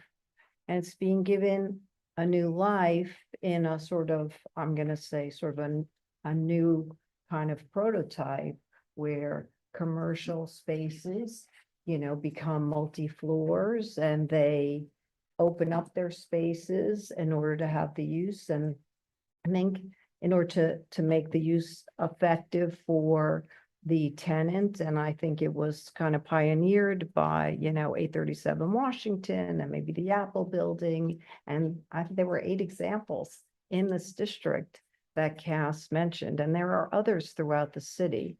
So the most important thing in making this work is that, there is a good team, an experienced team working on this, and it looks like the engineer and Cora has done a number of projects like this, especially outside of Manhattan as well. And the Department of Buildings is going to be engaged. So I feel very comfortable and can approve this. Thank you. Commissioner Chu? Yeah, I think that in the spirit of adaptive reuse and keeping this building relevant, I think what's being proposed is totally appropriate. There's no sense on the outside. I hope that double height floor is accessible to public, because it's a great space in there, and see that triangle with the light come through. It's amazing. Yeah, hopefully. Commissioner Master? Yeah, I think it's very exciting that we're bringing new life into this building. Congratulations on finding a tenant that's taking 4 floors. That's very impressive. And obviously, it must be a very strong commercial tenant who's, going to be in this building for a long time, for them to do the double height floors for, the first floor and the second floor. And, as somebody stated before, from the outside, this isn't going to be visible. So I think it just reflects the dynamism in this district. So I can find it appropriate. All right, Commissioner Goldblum. Thank you. I think it will be visible. I mean, you'll look up and you won't see a ceiling with lights. You'll see a continuation of whatever, the space is above it. And I think it'll be quite obviously visible from the street. That doesn't mean that it's inappropriate. The examples that I think of are cases where I think of the stores building on the West Side Highway, At the where terminal stores. terminal stores, and I think of other buildings of a similar vintage where there's been a heavy duty adaptive reuse. And in those cases, it was noted that the structure was to the extent that code allowed, being retained. And I think there's value in that. I recognize the fact that we often allow for restructurings to occur either for code reasons or just because of maintenance and practical reasons. I am a little reluctant about it. I think that the examples shown were not the entire volume of the building on an entire floor. They were in areas like for a stair hall or an entry or a feature or an atrium, but there was a piece of the building that remained floor by floor. I think from the example shown, and I guess my inclination would be to ask for a portion of the floor that's being removed, the upper floor, to remain, but it doesn't sound like that's the way things are going. I don't think that I would vote that it's inappropriate, but I kind of lament the fact that there wasn't an effort to salvage some of the structure. And I just worry about we're preserving the skin, but not the organs. All right. Commissioner Ginsburg. I think as an adaptive reuse, this makes sense that the floor to floor heights were fairly low. And so for commercial space, getting the double height. And so I find this appropriate. Commissioner Chen. Find all the comments interesting.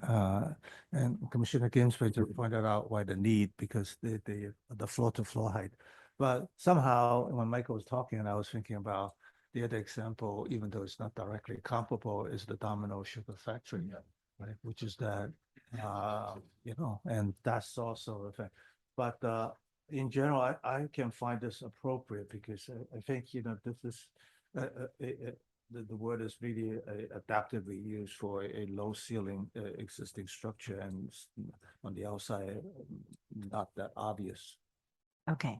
All right. So I think we have a consensus to approve. Actually, just Yeah. Domino is a little different in that it never had floors. Having been the author of the first approval of Domino, but not the one that was built. Okay, let me read this then.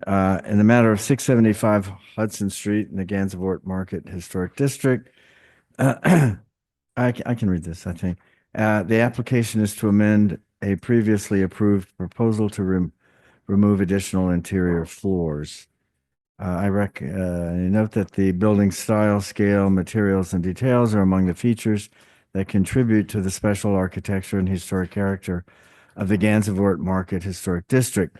Recommend approval, noting that the proposed work will not eliminate or damage any significant architectural features, that the removal of the floor plates at the second and fourth floors, creating two-story interior spaces, will not be readily perceptible from public thoroughfares, that the proposed removal of the floor plates and other interior structural elements will be done in compliance with the Department of Buildings regulations under the supervision of a licensed professional engineer to protect the building's facade, and that the work will not detract from the special architectural and historic character of the building or the Gansevoort Market Historic District.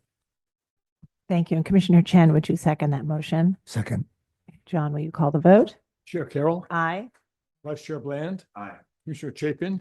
Aye. Commissioner Chen. Aye. Commissioner Chu. Aye.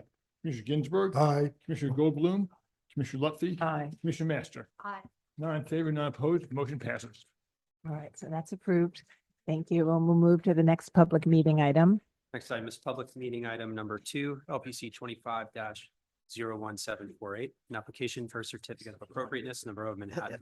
Block 1378, lot 56, 726 Madison Avenue in the Upper East Side Historic District. This is a neo-Georgian style bank building designed by Morel Smith, built in 1932. And the application is to replace entrance infill and door surround, shutters and special windows, enlarge a masonry opening, construct rooftop additions, and close a light well and install rooftop HVAC equipment. This was last presented at the public hearing of September 24th, 2024. No action was taken at that time. The applicants will present revisions to the proposal after we open the proceedings. Great. Thank you. Commissioner Chapin, would you make a motion to open the proceedings? So moved. Thank you. Vice Chair Bland, would you second that motion? All in favor, say aye. Aye. Any opposed? All right, you may begin. Thank you. Hi, you've had a long day and you get me twice in a row. Cass Stackelberg, Higgins, Quates, Barth and Partners. I'm joined by our project team, James Cava of JP Morgan Chase, Tim Mirren from Nelson Architects, Dennis Poulos and Michelle DiCarlo from JB&B Architects. I'm going to go through the presentation, sharing our responses to your comments from the September public hearing. And then, of course, we're all available for questions. So just as a reminder, the project addresses 726 Madison Avenue. It's a Georgian Revival building on the southwest corner of 64th Street and Madison Avenue. It was built in 1932 as a branch building for the Bank of Manhattan, who was a precursor of JP Morgan Chase. And the scope of work that we presented back in September includes a range of modifications for the adaptive reuse of the building, including window replacement with new energy efficient double hung insulated glass windows, new egress door on 64th Street, mechanical units on the roof, replacement of a wood door on Madison Avenue, and other changes around the envelope of the building. And back in September, when we presented to you, the commissioners expressed two concerns. One had to do with the proposed replacement of shutters around the perimeter of the building. The proposal was to replace the paneled shutters with louvered shutters and paint them black. And the other comment was about the visibility of the rooftop equipment, and we were asked to restudy it and reduce the visibility. And we're back today to share revisions to both of those areas of work. And I'll just note here that this team has been working really exhaustively and in a coordinated effort, both with the structural engineer, the mechanical engineers, the architecture team, and it's been a very satisfying process. I'll also mention working with the staff. We've had extensive engagement with the staff since September on a series of different options that we've studied, and they've been very helpful in guiding us to this point. So two comparative axonometric drawings. On the left is what we presented back in September. On the right is our revision. And back in September, the commissioners, some of the commissioners suggested that we work with the staff to find a way to minimize visibility, but others wanted us to come back. And there were a couple specific requests in the restudy of the mechanicals. One was that we looked to bringing some of the units to the interior, and others suggested that we split the units and put something up on the bulkhead roof, which is considerably farther away from the front of the building. I'll also just mention, and this is probably clearest to see in this diagram, is that there are a certain series of site constraints that we are working with. This is a corner building. It's built full lot. There is no rear yard. There are no rear extensions for us to hide equipment onto.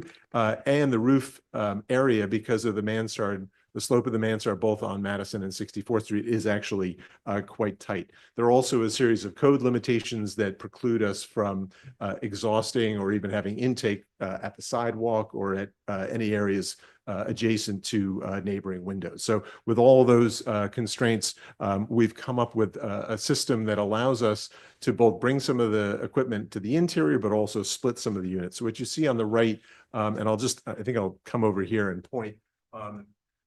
This unit here, which was about 7 feet tall, was a kitchen precipitator. That's been split into pieces. So some of the pieces are now inside. And then there's an exhaust fan on the roof that brings down that by about 3 feet. And then this makeup air unit here, which had both sort of fan function and condensing function, we've split that into 2 pieces and brought that down by about 4 feet. The other units back here, which are grayed out, those weren't of concern or they weren't visible. So we'll go through some visibility studies, but by basically making these modifications, we've made pretty significant changes in visibility. And so this represents on the left what you saw at the public hearing. So a rendered view on the left with a photo of the mock-up, that thumbnail next to the site plan, and then on the right side, our update with the reductions shown on the right with a photo of the revised, we reconstructed the mock-up, you see that on the right. So I think most prominently that makeup air unit now is considerably, that's the one to the south, is considerably lower. And you actually don't see in this view, you don't see the unit on the bulkhead because that unit in the front obscures it. And then the kitchen exhaust precipitator sits really behind this balustrade. So you'll see it through the balustrade, similar to the equipment that was on the roof previously, but it is significantly less visible. And then as you come around the corner on East 64th Street, again, this is the visibility of the kitchen unit, the precipitator here, and now it's greatly reduced, and you can see it here. I'll also just point out, I want to sort of cut to the chase on the shutter issue because I think that's pretty simple. We are proposing to keep the shutters. We're going to still propose to paint them black, which the commissioners seem to be mostly all right with, but we are keeping the shutters, and that's obviously a fully reversible treatment. So just getting into some of the sort of technical components of this, as I mentioned, there are a handful of units on the roof. And so those that are highlighted in blue on the right indicate those units that we've changed. So sort of working clockwise from the upper left. So that's the condensing units. That's half of that makeup air unit that you saw here. So we split this unit into 2 functions, a condensing unit and a fan unit. That makes this considerably shorter. And then this unit is set back 36 feet from the front of the building. And then this unit here, which was quite visible, that's now been split. There's a little pop-up on the roof behind the balustrade that encompasses some of the kitchen precipitator function, mostly on the interior, and then this fan unit here, which is, as you saw, considerably shorter. And this diagram, I think, also illustrates, again, some of the constraints that we're working with. So this is basically sort of a cutaway of the roof that just shows the distribution of all the different equipment that's up on the roof. And one of the things I think in the effort between September and today that we've been working is finding a way to sort of get as much of this into the interior of the building. So much of this distribution is happening below the roof now. And this diagram also shows in gray lines some of the existing structure, the girders and the beams. And so the equipment now is going it's sort of woven through the structure to bring everything down to a lower height. Some detail sections. This is cut through this section where the precipitator was. So there's now quite a bit of equipment on the inside. You have a small pop-up of the fan on the roof. I'll also just point out that the ceiling heights, in order to do this, the ceiling heights are really at their minimum. There's some clearances that are just 7 feet at some working areas, but ceiling heights will be in the 7 to 8 foot range. And you can see the distribution below the roof slab in section.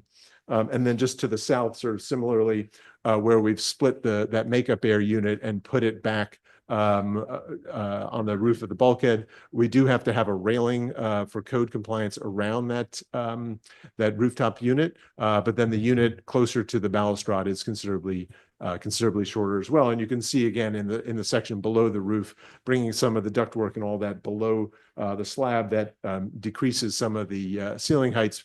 It is very tight on the inside, but you get a sense of sort of how we've managed to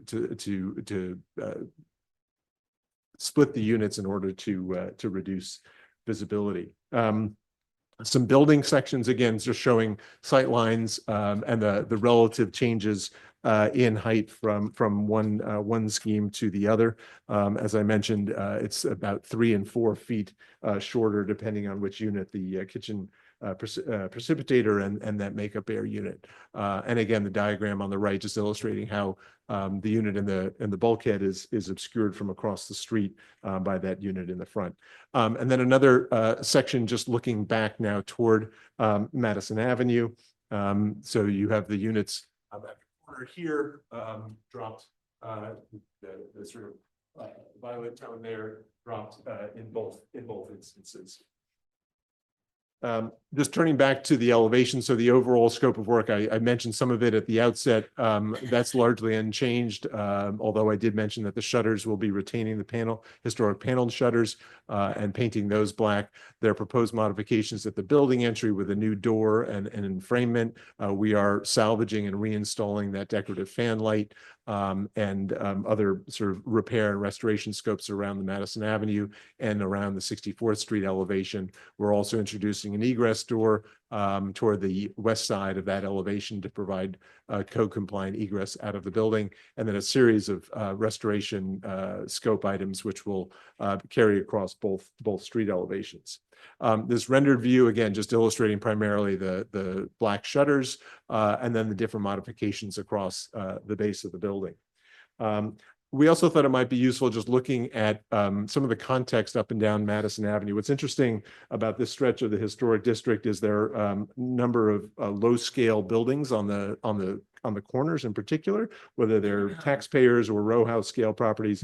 And also, given the age of many of these buildings and the sort of Beaux-Arts or Georgian Revival, often you see mansard roofs. So the roofs of some of these buildings are actually quite small. So the image on the right on at 909 Madison, similar sort of architectural expression to 726 with this step back mansard roof. There's a commission approved unit, which you can see right by where the notes are on the top of that image, a commission approved unit in part for the same reason we have visibility on our roof. It's a small roof and between stair bulkheads and other things on the roofs that are required to make buildings work, that ends up pushing some of these units closer to the perimeter. The images on the left illustrate mechanical screens and things around large mechanical installations, like on the lower left, and then the upper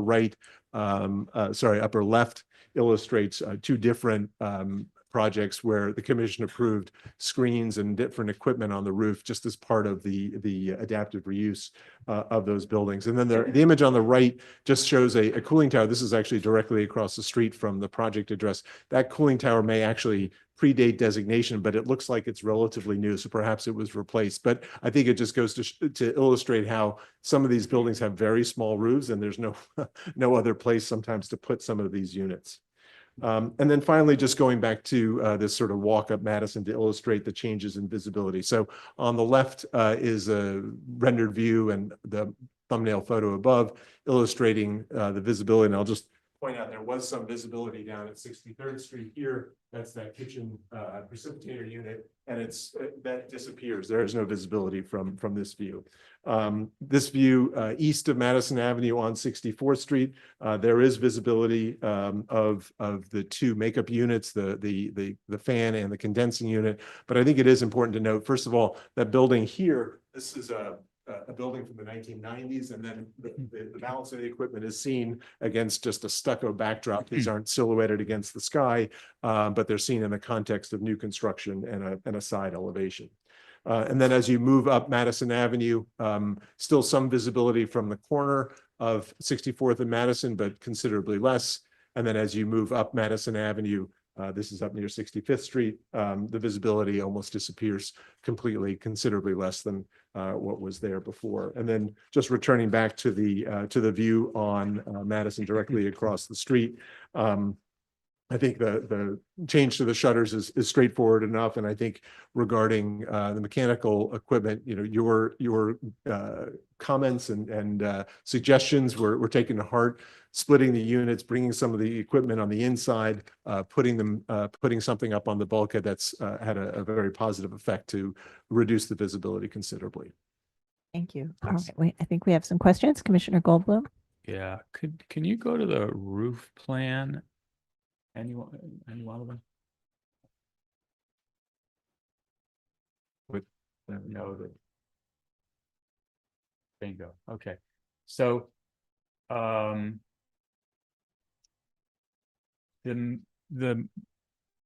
raised bulkhead has some open metal stairs parallel to Madison Avenue. Are they immobile? Are they new? Can they be, it looks like they were moved a little bit from before. Because it seems like the kitchen makeup air handling unit is keeping some distance from those stairs. And I'm wondering if it would be possible to move that unit further back, closer to the bulkhead, if you move those stairs. Sure. Let me have Tim Mirren from Nelson. We have constraints. Thank you for Clearances. indulging these annoying questions. I Listen, appreciate it. we're in the same boat. Like, we have the equipment we need, but we want to make it as, Okay, minimally visible as possible. Thanks. So if there's a way to do it. just have to ask. Good afternoon. My name is Timothy Myron from Nelson Architects. So the stair in question there, it's just one or two treads up. It's used to access the elevator machine room, which is sort of the first rectangle there. The stair bulkhead is further back. In front is the elevator. So it's just 2 steps up. We need to access it from that side because we don't have the clearance from the rear unit, sort of the third unit toward the north, to access it from this plan. Could you east go up side. with like a ladder or something that would not involve that, that you could push that unit up a little more so it was Those stairs are the minimum code compliant width that we have. And it's, like I said, those are just 2 treads up. The Right. access to the roof, to the rooftop unit No, will be via ladder. I'm thinking about the kitchen makeup air handling unit, which is 70 inches high, thankfully shorter than it used to be. Yes. But it's still the most visible piece of equipment you've got. So if it were possible to move it west a little bit, I think that would help that visibility. So Right, you're saying that that's not possible because you need both, it has to be a stair to access the elevator room. You can't have the 2 steps be accomplished by a ladder or something. No, we still need that stair access. I can't have a tripping hazard going up in and out of that room. Okay. That would be So there's no other way to move that unit further up. No, we tried. So that's the bulkhead is as small as it can be. Right. The stairs, the code required width. You see a light dashed line that's up against the stair. Those are the maintenance clearances around the unit. So Right. we've tried to push that back absolutely as far as we can. And it's not possible to switch the precipitator, for instance, in the outside air unit in their locations. That be feasible? Because I know that the outside air unit is only 59 inches high. And never mind. The other one's lower. I misread it. Yeah, we have the lower unit on the more Yeah. prominent corner. Right.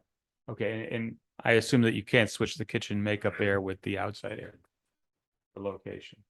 No, the units that we have sort of taking into a bunch of factors such as exhaust and intake separations. This is the best Tetrising and arrangement of parts that we could find. Thanks. Any other questions? Yes, Commissioner Chu. So the units are kind of up near windows. I assume that they're package units with acoustic treatment already in their enclosures. They're not going to get any bigger with other new enclosures for acoustics. Yes, that's This correct. is the final size. Acoustics satisfies their code DB and everything. You're good. Yes, Okay. yes, we are. Okay. And what's the color of the units? 'Cause we saw in the views, but there wasn't an. Yeah, there was a thumbnail on one of Oh, the maybe slides. I missed it. Yeah, sort of a beige color. The intent really is to sort of blend it with Right, what's with the behind back it. wall. Yeah, yeah. Okay, all right. And it is a custom. Custom color. Yes. Okay. All right. Any other questions? Okay. I think we can move to our discussion. Thank you. So as was mentioned, we initially saw this application on September 24th, and it included a number of changes to the exterior to accommodate the new use, including a new egress door on the side street, new entrance door, salvaging the transom, new door surround, replacing windows. Much of those windows are already replaced. And then replacing the shutters with new painted black louvered shutters and installing the mechanical equipment on the roof. And for the commissioners present at that time, there were really only two issues that came up, as Cass said. One was the retention of the existing shutters, although I think commissioners were supportive of the black color. They did ask if some of those shutters could be retained, and then the commission asked for a reduction in the rooftop mechanical equipment. And the applicants have presented those changes today, and an explanation of why they've made the choices and decisions they've made. So we'll begin our discussion. Commissioner Lutfi, would you like to start this one? I think you specifically said that the shutters should be retained, although the black color is fine, and the mechanical needed to be reduced.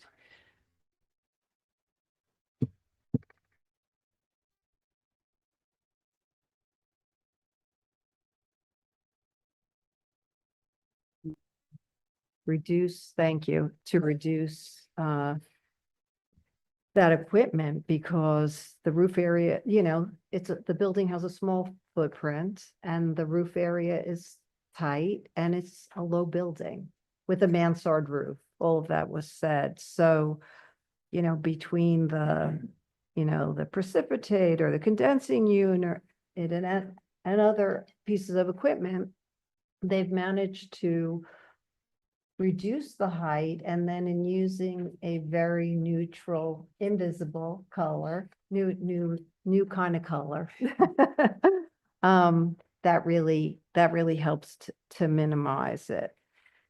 And then I don't know if we're mentioning any of the other things that they're doing. You but can if you'd like. Yeah, that's the most important, but the shutters, are great, and they're making some other changes with the door surround, etc. And they all look good.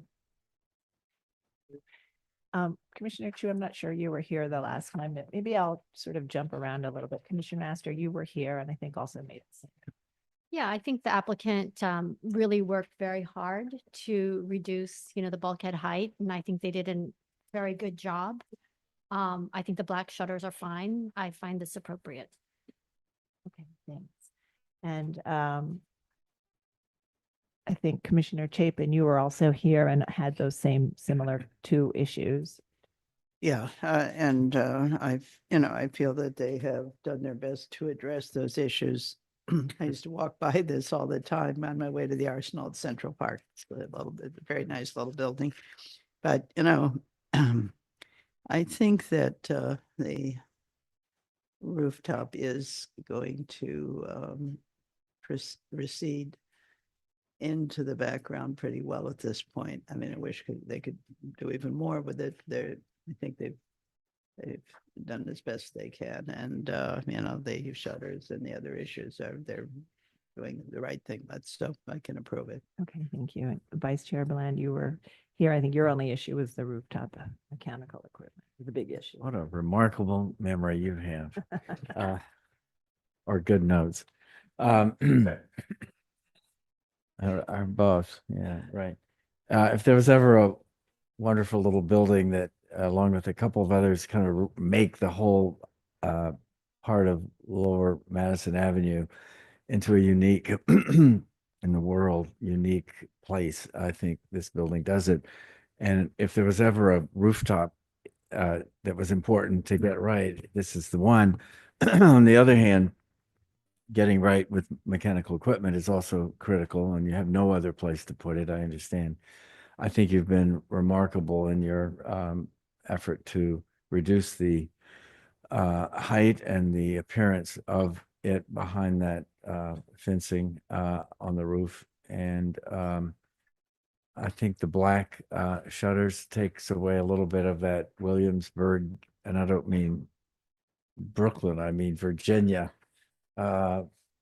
feeling, which I think is appropriate today and makes the black a little more contemporary and cool. So I think all this is great, and I'm glad you spent the effort to get it right. Thank you. Commissioner Chen, I don't think you were here, but maybe we'll continue around because I think everybody else was not here. I'm gonna agree more with Vice Chair Bland. I think if there's one important building, and the expression I was thinking is back against the wall, literally. In this case, I had to commend the applicant in working so hard in putting together this Tetris or jigsaw puzzle, especially the area that's not visible. And I think to the extent that this is the maximum they can get at this moment, or minimizing it, I think it can be appropriate. Great, thank you. I also did want to just note that, and I neglected to mention this earlier, we did receive an additional letter from the Victorian Society of New York, which was shared with everyone in advance of today. Commissioner Ginsburg? Yeah, I can agree with Commissioner Chen. I think this is appropriate, and knowing how hard it is to stake all the mechanical equipment through a building, I appreciate what you've done. Commissioner Goldblum? I was here last time. Yes, you were. And I remember what I said, which is that they were parking a van on the roof of the building, and that was an accurate dimension. And I just checked, the size of the larger unit has gone down to the size of a minivan, which is precisely 70 inches tall. But it's better. I think it's appropriate as is. I was just thinking, you know, some applicants someday may come. I was thinking about that guy who testified earlier and said how we were torturing people. I took slight pause, but this one was certainly a case of torture, no doubt. It was, and it was torture well employed. But I'm waiting for the guy who comes back with a digital screen that shows a picture of what's behind, so that it truly would be like invisible. It would look exactly like, you could do the mock-ups and it would all, because you could do that nowadays. That'd be kind of interesting, but hasn't happened yet. So I think it's appropriate. Okay, thank you. Commissioner Chu? Yeah, I think that they've shown an effort to rearrange the equipment, break it down into pieces to reduce the volume. My question was the same as Michael about the door and the suite for that. And if they can prove that that can't go into the volume, in which case you could move the thing back 3 or 4 feet, then I'm on board. Okay. But it looked like it got bigger, so I want to see the plan in that meeting room, because if you pushed it in, you got all of that. All right, so I think we can certainly have the staff continue to look at that, but I think we can make a motion to approve as is today. In the matter of docket 25-01748, 726 Madison Avenue, the Upper East Side Historic District, a neo-Georgian style bank building designed by Morrell Smith and built in 1932. The application is to replace entrance, infill, and door surround shutters and special windows, enlarge a masonry opening, construct rooftop additions, enclose a light well, and install rooftop HVAC equipment. I note that the building style, scale, materials, and details are among the features that contribute to the special architectural and historic character of the Upper East Side Historic District. I recommend approval, finding that the proposed work will facilitate the adaptive reuse of this building, that the replacement marble door surround will match the historic wood door surround in terms of design and details, and the change in material will be compatible with the style and material palette of the building, that the proposed shadow box partition behind the fan light at the entrance will have a neutral interior quality finish and will only be minimally perceptible, that over 40% of the historic windows throughout the Madison Avenue and East 64th Street facades were replaced prior to designation. Therefore, the replacement of windows throughout the facades utilizing clear glazing instead of multicolored glazing, but otherwise matching the historic windows in terms of configuration, operation, details, material, and finish, will restore a consistent fenestration pattern to the facades. That the introduction of a dark accent color at the entrance, infill shutters, and egress door will be in keeping with other buildings of this type and style. That only a limited amount of plain masonry will be removed to accommodate the enlarged opening at the East 64th Street facade, and the location of the altered bay setback from the street corner and not centered under the facade's prominent gable is consistent with its proposed secondary use for egress. That the new infill featuring a paneled wood door and infill panel at the transom will be in keeping with doors commonly found at secondary entrances at buildings of this type and style, that the proposed non-reflective glass railings at the main roof set behind the decorative wood railing and bulkhead roof will be unframed and will have a discrete presence. That options for locating the proposed rooftop HVAC units and bulkhead are limited by the narrow footprint of the roof.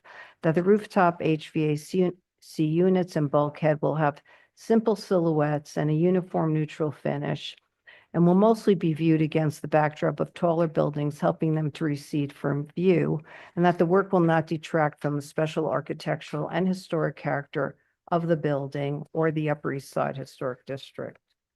Right, thank you. And Commissioner Master, would you second that motion? Second.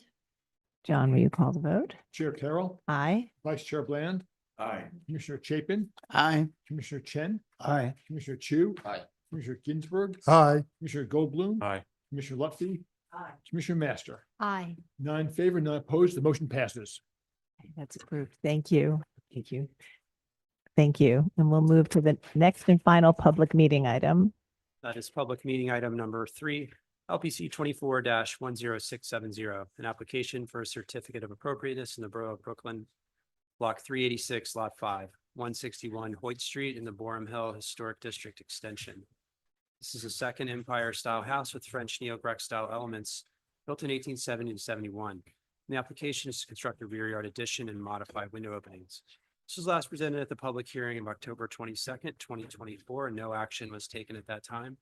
The applicants will present provisions to the proposal after we open the proceedings. Okay, so we'll do that. Vice Chair Bland, would you make a motion to open the proceedings? So moved. Thank you, Commissioner Lutfi. Would you second that motion? All in favor, say aye. Aye. Any opposed? Okay, the applicants may begin. Morning, everyone. Afternoon. Oh, that feels like the morning. That was so funny.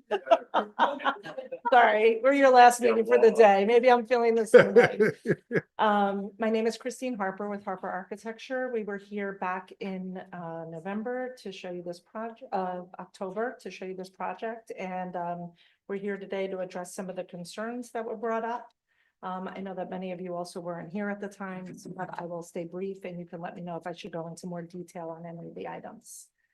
The project is 161 Hoyt Street. We came forward for a rear yard extension at that time, and there was concern about the windows at the second floor. That we had 3 windows instead of 2. So we'll show you some changes on that. Also, the commission wanted to see some floor plans to explain why the addition was being requested, and I'll flip through everything else just to refresh your memory. Okay, so this is the front facade. It's the middle building of 3 that were built in around 1870, 159, 161, and 163. This shows the block plan, obviously, the historic district plan. And this is our block plan. You can see the various additions that are color coded. There are 2-story additions that are highlighted in red. There's even some 3-story additions highlighted in teal. And this information was gathered using photographs in Google Earth. We've added this satellite view because one of the comments was the impact of the project on the green space. So we did want to sort of bring this to the attention to the presentation today. I think the slide shows the abundance of green space on the block and the low impact that 161 Hoyt Street addition would have on the donut. The other unique thing about the positioning of 161 Hoyt, it is at the short end of the block. So normally when people are doing additions, 9 times out of 10, it's 2 100-foot lots back to back to each other. And in this case, there's an expansive green space behind this project. This is the blow up of the block plan, where you can see that there are a number of properties on Bergen Street, 142 to 150. that have various additions and sizes. We had shown this previously. And just wanted to again point out that at 150 Bergen, the addition was approved by LPC in 2017. And at 158 Bergen, 2 years ago, it was approved to do a 2-story extension at 13 feet deep with an 8-foot deck. We've added these additional photos because there were some questions about the massing along Bergen. So just adding some more context for everybody. As well, a few additional photos added to this slide, just showing the context in the general area. Along Wyckoff Street is the photo in the upper left. The bottom left is view F. And then the upper right photos are showing the view over 157 to the other buildings in Bergen. A very important point that I would like to reiterate is that this project is not visible from the street. So this is our plot plan. Our overall building depth that we're proposing is about 9'11" at the first floor and 6'11" at the second story. And originally we had proposed a full 9'11" project before we went to community board, but I did want to mention that in response to the community board, we have adjusted it and have brought it back to 6'11" at the second story. One of the comments from the last meeting was that we hadn't included the floor plans. I do apologize for that. So we thought it would be important today to show the impact of the addition on this small house and explain a little bit about that. This is the cellar level, which is, 50% below grade and cannot be used as habitable bedrooms, but this will be open accessory space storage. The upper slide is the demo and the lower slide is the new. This is the first floor. We're looking to expand the kitchen and within the addition also create a communicating staircase, which does not exist right now between the first floor and the cellar. So that addition gives us both a better kitchen layout for this home and connectivity to the cellar. This is really the most important plan. This is the second floor plan. And this is where the addition is very important because it allows us to fit in a full-size bathroom with a tub and still retain 2 bedrooms on the front and back. As you can see in the existing plan, that doesn't exist. We've also added a washer dryer area. And the top floor plan remains unchanged, except for a terrace that's created by the addition off of the primary bedroom at the rear. This is the existing section. We have the outline of the proposed addition overlaid on it. As part of the project, we'll be removing the existing deck. And this is the new proposed section. Okay, so previously, you can see that we had a design where we had 3 windows on the second floor level at 161. That's the slide on the left. And we had done a side-by-side with the existing facades. And what we've come up with to respond to the questions at this commission is, I think, a much cleaner design where we've done 2 windows on the second floor level so that the continuity of the rhythm between these 3 properties continues across. The demo plan remains unchanged, just noting again that the upper portion of the building will not be touched, and we've structurally designed it that would remain intact. So we're not going to be rebuilding the top floor. It's going to stay intact, except for lowering the one sill to create a door to the terrace, as you see in the upper left window. And this was the original design, that we presented at the last meeting. And this is the new rear facade with the 2 windows at the second floor. The materials remain the same. There are no other changes. These are the new renderings with the 2 windows at 161. Also looking in the other direction. And this is my last slide. Okay. If you like, I can make a little summary comment, if that's okay, or do you feel not necessary? I think you pretty much covered it. I Okay. just want to know if there were any questions from any commissioners. All right, I think we might just move to our discussion then. Thank you.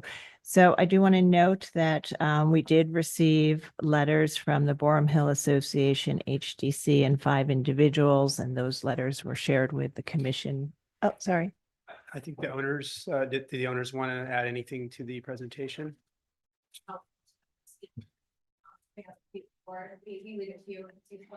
So I think the application today is in response to the commissioner's comments here. We did at the public hearing hear from the community board, and after considering all of the comments, testimony that we heard at the hearing, we commented on the proposal. So I think what's most relevant today is the. Okay. All right. Okay, so those letters that I mentioned have been shared with the commissioners in advance of today's hearing. So when we saw this last time, we did hear public testimony from some neighbors in particular about the proposed addition, and some issues were related to things that are outside of our purview. Some were just concerns about the size of the addition. And we considered it very carefully, and I think appreciated all of the input from the neighbors.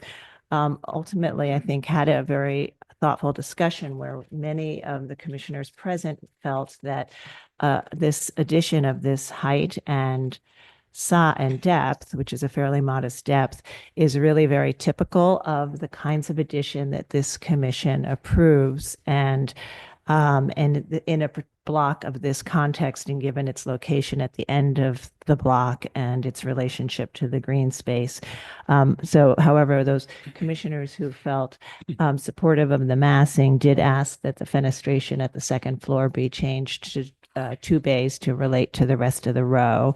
And so the applicants have made that change today.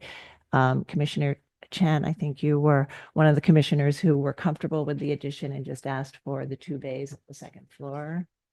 Yeah, I think especially like the fact they reduced the 3 windows to the 2, and really that made a dramatic improvement. Whoever's the commissioner, I think may have been Commissioner Goldblum, that made the suggestion. I think that's a vast improvement. I think this is especially the background context in comparison to the neighborhood, the green space. I think this is really a much improved presentation, and I appreciate the effort. Yeah, I actually think it was Commissioner Ginsburg who first suggested the 2 bay window pattern. And are you comfortable with the change? Yes, I am. I was also, I think, the one who asked for The floor floor plan. plans, and appreciate your including them. Yeah, thank you. And Commissioner Goldblum, you spoke very eloquently about our review of rear yard additions. and Yeah, That was very helpful. I understand the neighbors' concerns, but I mean, if you've been here at all today, you've seen this is the template. This is what we do every day that we meet. And this is a modest addition to a modest house. And I think it was generally appropriate in volume. And I think the change in windows has made it appropriate in all regards. All right, and Commissioner Master, you were here as well, and I think had similar thoughts. I agree. It's a big improvement. It's appropriate. Okay, Commissioner Chu, I don't think you were here for this one yet. I think this is appropriate. And Commissioner Lutfi, I don't think. I don't think you were here either. I think that, with the changes, I mean, it looks great, actually, really well done. Commissioner Chapin, I think you Changing, some concerns about the massing. changing the windows has made it fit in nicely with the row, and I can certainly approve it. Okay, great. And Vice Chair Bland, I think you also had concerns about the massing, its relationship to the row. I don't think it was here. Okay. Contradicting my earlier statement. Anyway, small addition, small house, small addition, huge donut, a very elegant solution. So Right, and I think even if there were some thoughts about the massing, I think that the change has really tied it to the rest of the row and has made this completely consistent with the kinds of additions that we regularly approve. Commissioner Chen, would you mind reading the motion?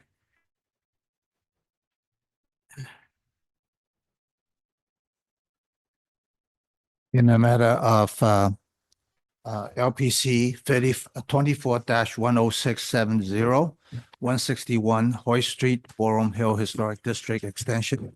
The application is to construct a rear yard addition and modify window openings.